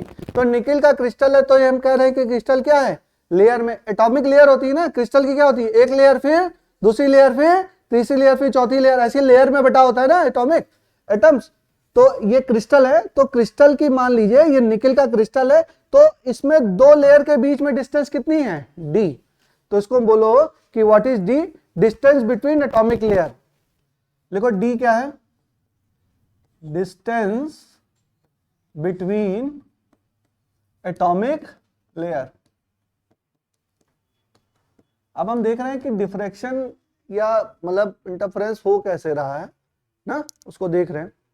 थीटा क्या है, देखो थीटा और फाई अलग है, थीटा और फाई अलग है। फाई क्या है, इंसिडेंट बीम, फाई यही है बेटो, यहां पर आ रही थी इलेक्ट्रॉन, यहां पर क्रिस्टल था, ये था, और ये रिफ्लेक्ट, ये इंसिडेंट बीम थी और ये क्या थी, रिफ्लेक्टेड बीम थी। इन दोनों के बीच में एंगल कितना था, फाई।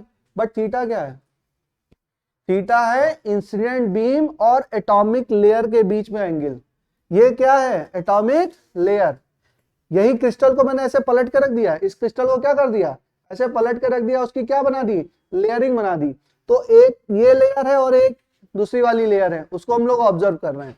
तो देखो यहां पर आया तो ये टोटल कितना है, फाई, तो ये क्या है, नॉर्मल, तो ये कितना 5/2, और ये कितना 5/2, इतना, ये एंगल भी कितना 5, टोटल कितना फाई, तो 5/2 और नॉर्मल क्या, इंसिडेंट एंगल बराबर रिफ्लेक्टेड एंगल, तो 5/2 और 5/2, लॉ ऑफ रिफ्लेक्शन याद आ रहा है, ठीक है। अब ये हो गया, अब बच्चों बताओ, ये हो गया डी, ये हो गया डी, अगर ये थीटा तो ये भी क्या थीटा, और ये भी क्या थीटा, ठीक है। और इसमें क्या कर दें, हाँ इन दोनों को जोड़ दो जरा। अच्छा यहां से देखो, ये तो परपेंडिकुलर है, ये क्या है परपेंडिकुलर हमने ड्रॉप किया, और ये भी परपेंडिकुलर ड्रॉप किया, और ये वाली डिस्टेंस कितनी है, ये वाली डिस्टेंस डी है, और ये थीटा तो ये 90 माइनस थीटा, और ये कितना थीटा, तो ये डी कॉस थीटा, ये कितना डी साइन थीटा, तो ए बी बराबर क्या, ए बी बराबर D sine theta, B C बराबर क्या डी साइन थीटा। अरे समझ में आ रहा है कि नहीं, नहीं बेटा, ये पहले पहले समझ लो फाई क्या है, इंसिडेंट बीम और रिफ्लेक्टेड बीम का जो एंगल है, जो अभी करा रहा था मैं, ये इंसिडेंट बीम था, ये रिफ्लेक्टेड बीम था, इनके बीच में एंगल कितना है फाई। अब ये हम क्रिस्टल मान रहे हैं बेटा, एक लेयर ये क्रिस्टल की दूसरी लेयर, इसको हमने चेंज कर लिया, क्रिस्टल जो है वो क्या है एटॉमिक लेयर में है, तो ये पहली लेयर ये दूसरी लेयर, दोनों के बीच में कितना डिस्टेंस डी, कितना डिस्टेंस डी, ठीक है। अब यहां पर ये इंसिडेंट इलेक्ट्रॉन बीम है, लिख लो इसको, क्या है ये इलेक्ट्रॉन बीम ना, इंसिडेंट, और यहां पर क्या है रिफ्लेक्टेड इलेक्ट्रॉन बीम, तो ये 5/2, ये 5/2, ये आपका थीटा, ये आपका थीटा, तो ये पैरेलल और ये भी पैरेलल आ रही है, तो ये थीटा तो ये भी थीटा, ये आपका यहां से परपेंडिकुलर डाला, ये परपेंडिकुलर डाला, तो ये अगर थीटा ये 90, तो ये वाला एंगल कितना 90 माइनस थीटा, तो ये वाला कितना थीटा, और ये 90 माइनस थीटा, तो ये भी क्या थीटा, तो ये डी है, तो ये डी कॉस थीटा, इधर वाला डी साइन थीटा, इधर वाला डी कॉस थीटा, इधर डी साइन थीटा, तो ये ए बी कितना, ए बी आपका डी साइन थीटा, और ये बी सी कितना, ये भी डी साइन थीटा। अब क्यों निकालना है, A B plus B C, A B plus B C, ये आपका है डेल्टा एक्स, और डेल्टा एक्स क्या होता है पाथ डिफरेंस, क्या होता है पाथ डिफरेंस। देखो दोनों वेव में इतना, ये यहां से आ रही थी तो यहां तक देखो बराबर, फिर यहां से जा रही हैं दोनों बराबर, तो कितना पाथ डिफरेंस है इस वेव में और इस वेव में, A B plus B C, इतना ही तो पाथ डिफरेंस है, पाथ डिफरेंस निकालना, उसको बराबर कर दें एन लैम्डा के, तो क्या आ जाएगा कंस्ट्रक्टिव इंटरफेरेंस ना, तो ये किसके बराबर हो गया 2d sine theta, 2d sine theta, और अगर 2d साइन थीटा बराबर एन लैम्डा, तो there is a maxima and there is a peak in intensity, there is a peak in intensity. Direct पढ़ते हैं लोग, ब्रैग लॉ बराबर 2d sine theta बराबर N lambda, कहां से आया समझ में आया, 2d साइन थीटा बराबर एन लैम्डा।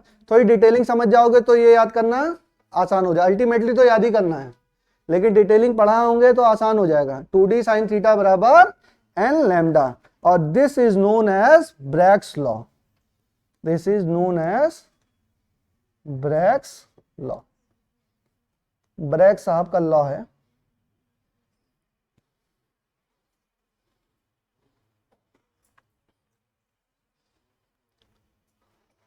लिख लो for constructive interference, for constructive interference delta x बराबर क्या था बच्चों, लैम्डा, 2 लैम्डा, 3 लैम्डा, या डेल्टा एक्स बराबर एन लैम्डा। तो ये इक्वेशन 1 हो गई, ये इक्वेशन 2 हो गई, तो फ्रॉम 1 and 2, फ्रॉम 1 and 2। बेटा कहीं इंटरफेरेंस बोलते हैं, कहीं डिफ्रैक्शन बोलते हैं, वैसे बोलते हैं इसको डिफ्रैक्शन ही है, क्रिस्टल डिफ्रैक्शन, ठीक है, दोनों जगह पे ट्रू है ये।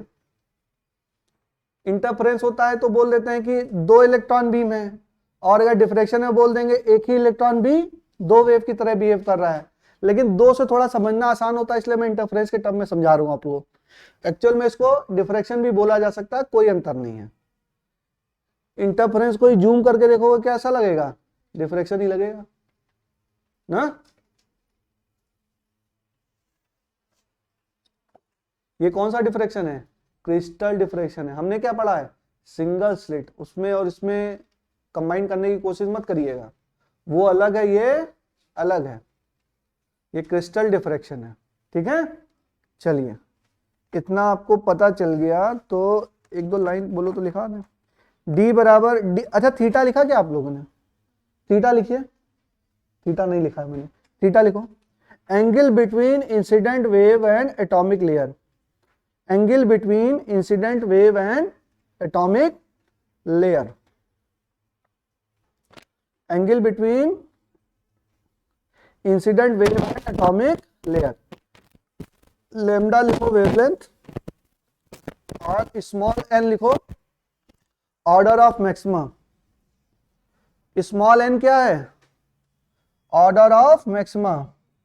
ऑर्डर ऑफ मैक्सिमा मतलब क्या, मतलब पहला मैक्सिमा है तो एन बराबर 1, दूसरा है तो एन बराबर 2, ज्यादातर केस में एन बराबर क्या रख देंगे 1, क्योंकि पीक चाहिए ना, तो फर्स्ट मैक्सिमा चाहिए हमको, तो एन बराबर क्या रख देंगे 2d साइन थीटा बराबर क्या लैम्डा। अगर थर्ड फोर्थ बोलेगा तो आप रख सकते हैं। चलिए हो गया, सुनो बात सुनो, अभी एक्सपेरिमेंट चल रहा है, ये सारी कहानी किसके लिए है, डेविसन एंड जर्मर, उन्होंने तो सारी कहानी बताई ना। क्या निकाल रहे हैं हम लोग, अल्टीमेटली क्या निकाल रहे हैं भाई, प्रूफ करने की कोशिश कर रहे हैं कि इलेक्ट्रॉन क्या है वेव, यही तो प्रूफ करने की कोशिश कर रहे हैं, और उसकी क्या निकाल लें वेवलेंथ निकाल लें, उसकी क्या निकाल लें वेवलेंथ निकाल लें।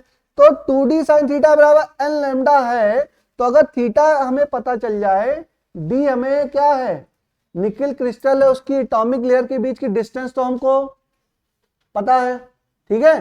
थीटा हमको अगर पता हो, थीटा अगर हमको पता हो, जहां पर, अच्छा थीटा कैसे पता होगा भाई, बीम को बार बार ऊपर नीचे करके हम देखेंगे कि कहां पर पीक बन रहा है, कहां पर पीक बन रहा है, जहां पर पीक बन रहा होगा वहीं पर तो ये फॉर्मूला एप्लीकेबल है, ऐसा नो। तो अगर हम उसको कर ले तो हम लैम्डा की वैल्यू निकाल सकते हैं, तो यहां से लैम्डा की वैल्यू निकालेंगे, और एक लैम्डा की वैल्यू हम डी ब्रॉगली वेवलेंथ का फॉर्मूले से निकाल सकते हैं। अगर दोनों बराबर आ गए तो हम कह देंगे एक्सपेरिमेंट हमारा सही है, अगर एकदम अपसाइड आ गया तो कह देंगे एक्सपेरिमेंट हमारा गलत है, ठीक है। तो कोशिश करते हैं, तो हमने क्या कोशिश की किसने, डेविसन एंड जर्मर। तो डेविसन एंड जर्मर ने देखा कि, इन्होंने ऑब्जर्व किया कि देखो ये निकल क्रिस्टल के बीच का जो सब एटॉमिक लेयर के बीच में, इन दोनों लेयर के बीच में जो डिस्टेंस है वो तो क्या है फिक्स है। तो उन्होंने देखा कि ये थी वैल्यू थी डी बराबर 0.91 एंगस्ट्रॉन, कितना था 0.91 एंगस्ट्रॉन। अच्छा एक बात बताओ, यहां पर थीटा प्लस 5/2 क्या है, इसको लिख लो जरा तुम लोग, उसमें भी लिख लो, थीटा प्लस 5/2 बराबर 90, दिस इज ऑल्सो इक्वेशन भाई, थीटा प्लस 5/2 क्या होगा 90 डिग्री होगा ना, लिख लो, इसमें नहीं लिखो, पहले फॉर्मूले जहां लिखा है इसी के बगल लिख लो, थीटा प्लस 5/2 बराबर क्या, ये तो हमेशा वैलिड है ना, ये हमेशा वैलिड है ना, बोलो। अब पीक मिल कब रही है बच्चों, पीक कब मिल रही है, पीक मिल रही है जब थीटा बराबर 50 डिग्री, फाई बराबर 50 डिग्री। अब बार बार कितना याद करोगे, फाई बराबर 50 डिग्री है, तब क्या मिल रही है पीक, अगर 550 तो थीटा कितना, थीटा प्लस 25 बराबर क्या 90, यानी कि थीटा बराबर क्या 65। अब इस 65 को याद मत करना, ये याद है तो निकाल लोगे। 25 कैसे हो गया, अरे 50/2 कितना हो गया 25, ठीक है। तो कहां जा रहे हो भाई, एक्सपोर्ट हो रहे हो, चलो एक्सपोर्टेड टू कैलिफोर्निया। चलो तो अगर हमारा ये है बच्चों, तो हम एक चीज और निकालें, हम निकालते हैं, अच्छा सब चीज तो पता चल गई हमको, हाँ ये अगर डी हमारा ये दिया हुआ है, डी हमें ये दिया है, और थीटा बराबर क्या है 65, ये तो हमने ऑब्जर्व कर लिया, ये हमने पहले ऑब्जर्व कर रखा था कि फाई अगर 50 डिग्री है तो क्या होगा पीक इंटेंसिटी होगी, तो 550 है तो थीटा 65 है। अब ये फॉर्मूला लगा लो, 2d साइन थीटा बराबर एल लैम्डा। और फॉर फर्स्ट मैक्सिमा n बराबर 1, तो 2 इंटू 0.91 एंगस्ट्रॉम में ही रखो। अगर स्टॉर्म में रखोगे तो लैम्डा भी आपके एंगस्ट्रॉम में आएगा। और साइन क्या, साइन 65 बराबर 1 इंटू लैम्डा। इसको सॉल्व करोगे तो लैम्डा की वैल्यू आएगी 1.65 एंगस्ट्रॉम। सॉल्व नहीं करना आपको, ये समझिए। साइन 65 डिग्री की वैल्यू तो वैसे तो आप निकाल ही नहीं सकते हो, ठीक है, रख देंगे मान लो, ठीक है। तो उसकी वैल्यू लैम्डा की कितनी आएगी, 1.65 एंगस्ट्रॉम, ठीक है। अच्छा, एक हमको और पता है फॉर्मूला। किसकी चर्चा हो रही है, चर्चा किसकी है, इलेक्ट्रॉन की। और इलेक्ट्रॉन की डी ब्रॉगली वेवलेंथ क्या होती थी, इसको मिटाल दो बच्चों, ये मिटाल दो, देखो D Broglie wavelength of electron क्या होता था, लैम्डा बराबर क्या, √150 अपॉन v, यही तो होता था। अच्छा, ये 50 वाला कब आता था, 5 बराबर 50 कब आता था, जब वोल्टेज कितना होता था 54, याद है। तो √150 अपॉन 54, तो यहां से लैम्डा की वैल्यू निकालोगे तो आपकी आएगी 1.67 एंगस्ट्रॉन। क्या आएगी, 1.67 एंगस्ट्रॉन। तो ये तो आपने किससे निकाला, ये वाला फॉर्मूले से, और ये किससे निकाला, एक्सपेरिमेंट से। देखा दोनों क्या है, लगभग सेम है। तो हमने कह दिया कि एक्सपेरिमेंट क्या है, ये ट्रू है। डेविसन एंड जर्मन ने एक्सपेरिमेंट निकाला, ये एक्सपेरिमेंटली सारी चीजें उन्होंने प्रूव की। भाई एक्सपेरिमेंट का मतलब क्या, ये 54 कहां से पाए, वो बार बार उसको क्या कर रहे थे, वेरी कर रहे थे। गैल्वेनोमीटर, वो मूवेबल डिटेक्टर को क्या कर रहे थे, वेरी कर रहे थे, इंटेंसिटी को वेरी कर रहे थे। फिर उन्होंने देखा कि यहाँ पे हाई इंटेंसिटी है तो 54 हो गया। फिर एंगल को भी वेरी कर रहे थे तो उन्होंने देखा 50 है। तो ये जो डेटा निकल गया किससे निकल के आया, एक्सपेरिमेंट से। और ये डेटा तो आपके फॉर्मूले से निकल के आया। तो दोनों में देखा कि ज्यादा अंतर नहीं है। तो इसका मतलब electron can behave like a wave of, मतलब उसकी वेवलेंथ किससे दी जाए। अच्छा, ये सारी कहानी आई कहां से है, ये जो लैम्डा की इक्वेशन आई कहां से है बच्चों, लैम्डा बराबर h अपॉन पी, यहीं से तो आई है। अच्छा, ये तो उन्होंने फोटोन के लिए बोल दिया था, फोटोन बराबर की फोटोन के मोमेंटम क्या, h upon lambda. De Broglie साहब ने इसको उठा के क्या कर दिया, उल्टा बोल दिया। उसके बाद सारी कहानी निकाल ली। लेकिन अब इस इक्वेशन का, ये इक्वेशन सही है कि नहीं सही, इस बात को कोई पुष्टि नहीं कर पाया था, इस बात की कोई पुष्टि नहीं कर पाए। डेविसन एंड जर्मन ने इस बात को भी प्रूफ कर दिया कि ये जो फॉर्मूलेज हैं ये सारे क्या हैं, ट्रू हैं। ये सारे फॉर्मूले क्या हैं, ट्रू हैं। भाई उन्होंने निकाल के दिखा दिया, देखो हमारा भी क्या आ रहा है। इसका मतलब ये फॉर्मूला क्या है, ट्रू है। ये फॉर्मूला क्या है, वैलिड। तो क्वेश्चन आ सकता है, ये फॉर्मूला दिया किसने, ये फॉर्मूला दिया किसने, तो डी ब्रॉगली साहब ने दिया। किसने इस फॉर्मूले को प्रूफ किया, तो किसने किया, डेविसन एंड जर्मन ने। क्या फाइन डिफरेंस समझ पा रहे हैं आप लोग, ठीक है। चलिए लिख लो। अच्छा, इसके बाद ये एक्सपेरिमेंट जो है, मतलब ये सेटअप था ना, डेविसन जर्मन का क्या था सेटअप, इसमें इलेक्ट्रॉन था। उसके बाद ये सेटअप, इसी सेटअप पे प्रोटॉन को टेस्ट किया गया, न्यूट्रॉन को टेस्ट किया गया, एटम को टेस्ट किया गया, इवन बताते हैं मॉलिक्यूल ऑफ आयोडीन को भी टेस्ट किया गया, मॉलिक्यूल ऑफ आयोडीन को भी टेस्ट किया गया। और सबने कैसा शो किया, वेव नेचर। कैसा शो किया, वेव नेचर शो किया, ठीक है। और उसके बाद इलेक्ट्रॉन को, मतलब ये YDSC experiment, young double slit experiment में भी परफॉर्म किया। और इसमें इन्होंने बोला कि इंटरफेरेंस जो है, देखो इंटरफेरेंस में हम लोग क्या करते थे, इंटरफेरेंस डबल स्लिट एक्सपेरिमेंट होता था, दो वाली स्लिट होती थी ना, इनसे क्या होता था, इंटरफेरेंस होता था।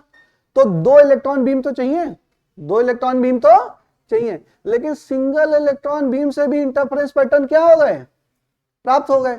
एक ही इलेक्ट्रॉन बीम आई, उससे क्या मिल गया, इंटरफेरेंस पैटर्न मिल गया। तो हमने बोला कि इलेक्ट्रॉन जो है वो वेव की तरह ही नहीं बिहेव कर रहा है, it's a collection of wave, it's a collection of wave. क्योंकि एक इलेक्ट्रॉन है बेटा ना, अगर सिंगल वेव बनता तो इंटरफेरेंस कहां से हो पाता। तो उसमें क्या है, बहुत सारी वेव है, कलेक्शन ऑफ वेव हैं। बहुत से सारे डिटेल नहीं जाना हमको, समझ लीजिए। तो लिखा दूं मैं, लिख लीजिए, इसकी इतना लिख लीजिए, फिर लिखती है, यहां तक लिख लिया, हो गया। लिखो, later on this experiment was perform on proton, neutron, comma atom and on molecule of iodine. Later on this experiment was perform on proton, neutron, comma atom and on molecules of iodine, on molecules of iodine. Modern physics में theory बहुत important है बच्चों, theory से ही related सवाल आते हैं, ढंग से पढ़िए। Later on electron also passes young double slit experiment, YDSC लिख लो। Later on, electron also passes YDSC experiment, and it was observed that interference pattern was obtained,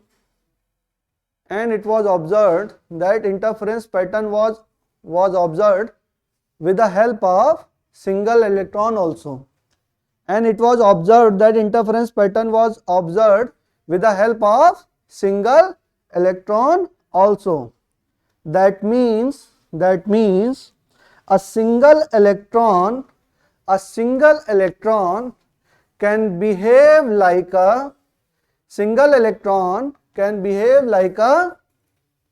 collection of wave. Single electron can behave like a collection of wave. ठीक है, हो गया, नहीं हुआ? अरे interference is possible only with the help of single electron and it was observed that single electron, देखो, can behave like a collection of wave. It was observed that interference pattern was observed with the help of single electron, so it is observed that it behaved like a collection of wave। हो गया? चलो एक अच्छा सवाल करते हैं। देखिए modern physics में बार बार आप लोगों को कह रहा हूं, जितनी अच्छी थ्योरी, सवाल लगभग उससे जुड़े ही आएंगे। मतलब सवाल जब पढ़ोगे तो लगेगा थ्योरी पढ़ रहे हो, बड़ा बड़े सवाल होते हैं। थ्योरी अगर नहीं एकदम क्लियर है तो सवाल वैसे भी नहीं हो पाएंगे। ठीक है, तो चलो करते हैं। अब सवाल करेंगे तो आपको लग जाएगा, तुरंत ही ऑब्जर्व हो जाएगा क्या है। बातें नहीं बच्चों,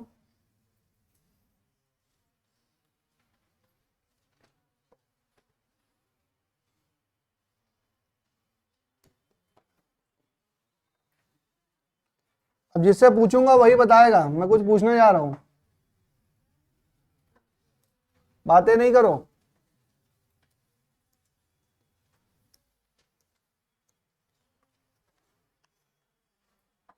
दो सवाल हैं।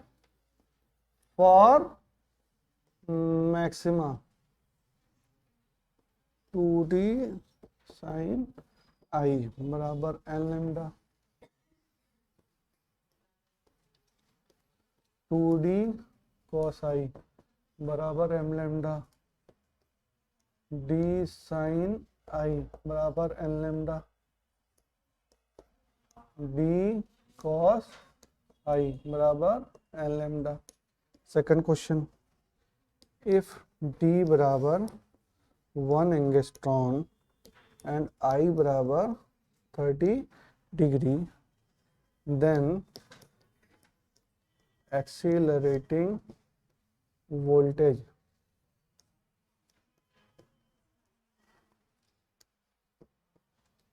पाँच सौ 1000 2000 50 वोल्ट। चलो निकालो। ये आपकी है इंसिडेंट इलेक्ट्रॉन बीम और ये है आपकी रिफ्लेक्टेड इलेक्ट्रॉन बीम, और ये है एंगल आई। ये हो गया नॉर्मल एंगल, क्या है ये? आई। चलिए निकालिए, पहले का आंसर बताओ, सेकंड वाला, पहला वाला ना, बोलो बोलो, कौन कौन पहला बोला, बोलो आकांक्षा, कौन सा, पहला वाला। थीटा देखो क्या होता है, पन्ना पलटो, पन्ना भी नहीं पलटना पड़ेगा, कॉपी में देखो थीटा क्या है,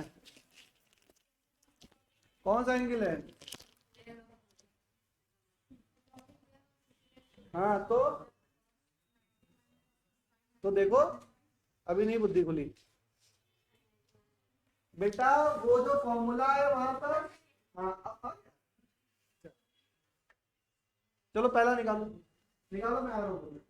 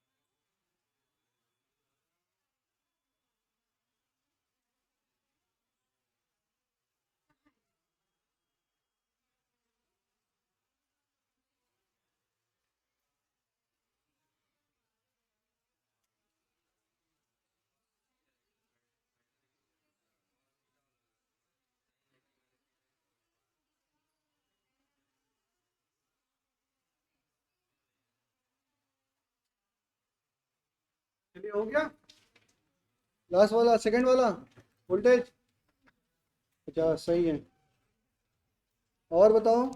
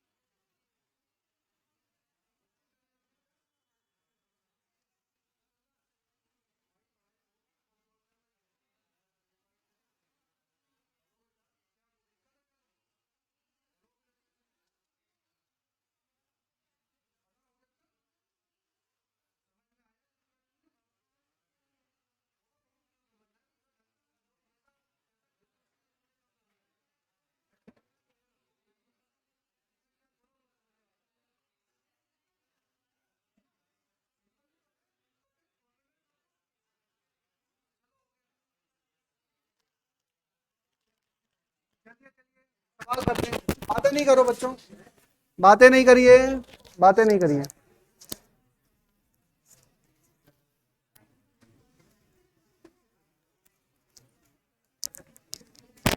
देखिए यहां पर जो सवाल है, बातें नहीं, बातें नहीं, हमने जो पढ़ा था वो ये एंगल पढ़ा था, ये एंगल क्या पढ़ा था, थीटा। अरे बातें नहीं करो, चलो सीधे देखो, सामने देखो, ठीक है। बात समझिए, हमने इसके टर्म में पढ़ा था, एक फॉर्मूला पढ़ा था क्या, 2d साइन थीटा बराबर एन लैम्डा। अच्छा ये फॉर्मूला आते ही आप लोग ज्यादातर बच्चे इस पर टिक कर देंगे, आगे बढ़ जाएगा, अरे बहुत इजी सवाल, चलो आगे बढ़ो ना। नीट में खुश भी हो गए, और जैसे ही बाहर निकलोगे खुशी किस में कंप्लीट हो जाएगी, दुख में, ठीक है। मैं आपको बार बार कहता हूं बेटा, जब आपको कोई सवाल समझ में आ जाए तो आपकी जिम्मेदारी एक स्टेप बढ़ जाती है। आप एग्जाम सेंटर के अंदर मत खुशी मनाने लगिएगा, बात समझो, दिस इज कॉल्ड मेच्योरिटी।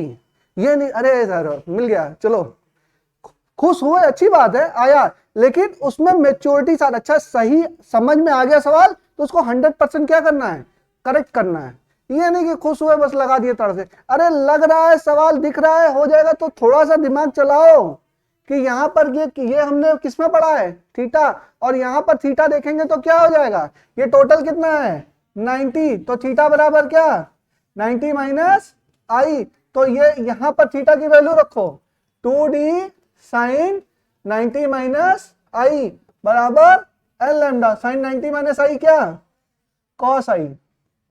बेटा ये सवाल आते हैं ना, बहुत बच्चे आते हुए भी गलत कर जाते हैं, तो वो नहीं करना है, खुश होना है लेकिन 3 घंटे के बाद खुश होना है। उस 3 घंटे में अपनी मेच्योरिटी ऐसी बना के रखिए कि हल्का सा भी आपके शरीर में वाइब्रेशन ना हो। कामनेस बोलते हैं ना, मेडिटेशन वगैरह करो तो क्या आ जाती है, कामनेस आ जाती है, कामनेस ऑफ द माइंड। आप कभी आधा घंटा बैठ के देखिए, आधा घंटा मोबाइल छोड़ के तुम बैठ ही नहीं पाओगे आधा घंटा, दिमाग में इतने विचार आते रहेंगे, 24 घंटा है, इतनी उम्र हो गई हम लोग की ना, फिर भी हम जीवन में आधे घंटे भी कभी खाली दिमाग से नहीं बैठ सकते। उसी को बोलते हैं मेडिटेशन। मेडिटेशन में क्या होता है, दिमाग एकदम शांत, ब्लैंक। तो ये सब चीजें थोड़ी स्टूडेंट लाइफ में परफॉर्म करनी चाहिए ताकि आपका माइंड क्या हो, स्टेबल हो। माइंड क्या हो, स्टेबल। ये छोटी छोटी मिस्टेक आपकी ना हो। तो कोशिश करिए उन 3 घंटों में कोई दूसरा विचार ना आ रहा हो, वरना विचार आने लगते हैं, अरे तो सिलेक्शन के बाद सीधे घूमना घामना, वो सब चीजें नहीं। 3 घंटा दे लो, उसके बाद जो टाइम है उसको परफॉर्म कर लो। अच्छा, सेकंड क्वेश्चन पे आते हैं। ये इस पे आते हैं, इसको कैसे करोगे। यहां पे देखो तुम्हारे पास 2 चीजें हैं। जो ब्रैग्स लॉ है वो आया कहां से है, डेविसन एंड जर्मर एक्सपेरिमेंट से। और एक वो उससे भी हम क्या निकाल सकते हैं, जैसे 2d साइन थीटा बराबर एल लैम्डा, इससे हम लैम्डा निकाल सकते हैं। और लैम्डा निकालने का एक और फॉर्मूला है, लैम्डा बराबर क्या, अंडर रूट 150 अपॉन v। तो यहां से लैम्डा निकाल लो, इस लैम्डा को यहां पे रख लो, यहां पे क्या निकाल लो, वोल्टेज निकाल लो, आ जाएगा। अब निकाल लो 2d साइन थीटा, d की वैल्यू दे रखी है 1 दे रखी है, कितनी दे रखी है 2d sine theta, 2 into D मतलब 1 एंगस्ट्रॉन इंटू साइन 30, साइन 30 मतलब क्या 1/2 एन 1, और ये लैम्डा, तो लैम्डा बराबर क्या 1 एंगस्ट्रॉन, यही तो हो गया, लैम्डा बराबर 1 एंगस्ट्रॉन। कुछ गलत आ रहा है क्या, हाँ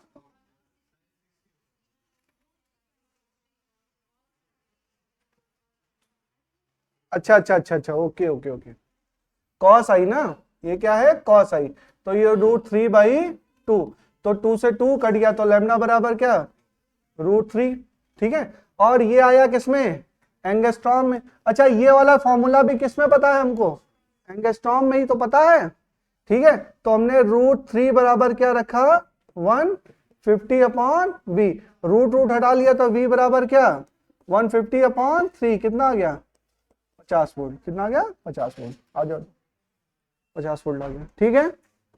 चलिए, तो इसी के साथ आपका dual nature of radiation and matter and होता है, ठीक है।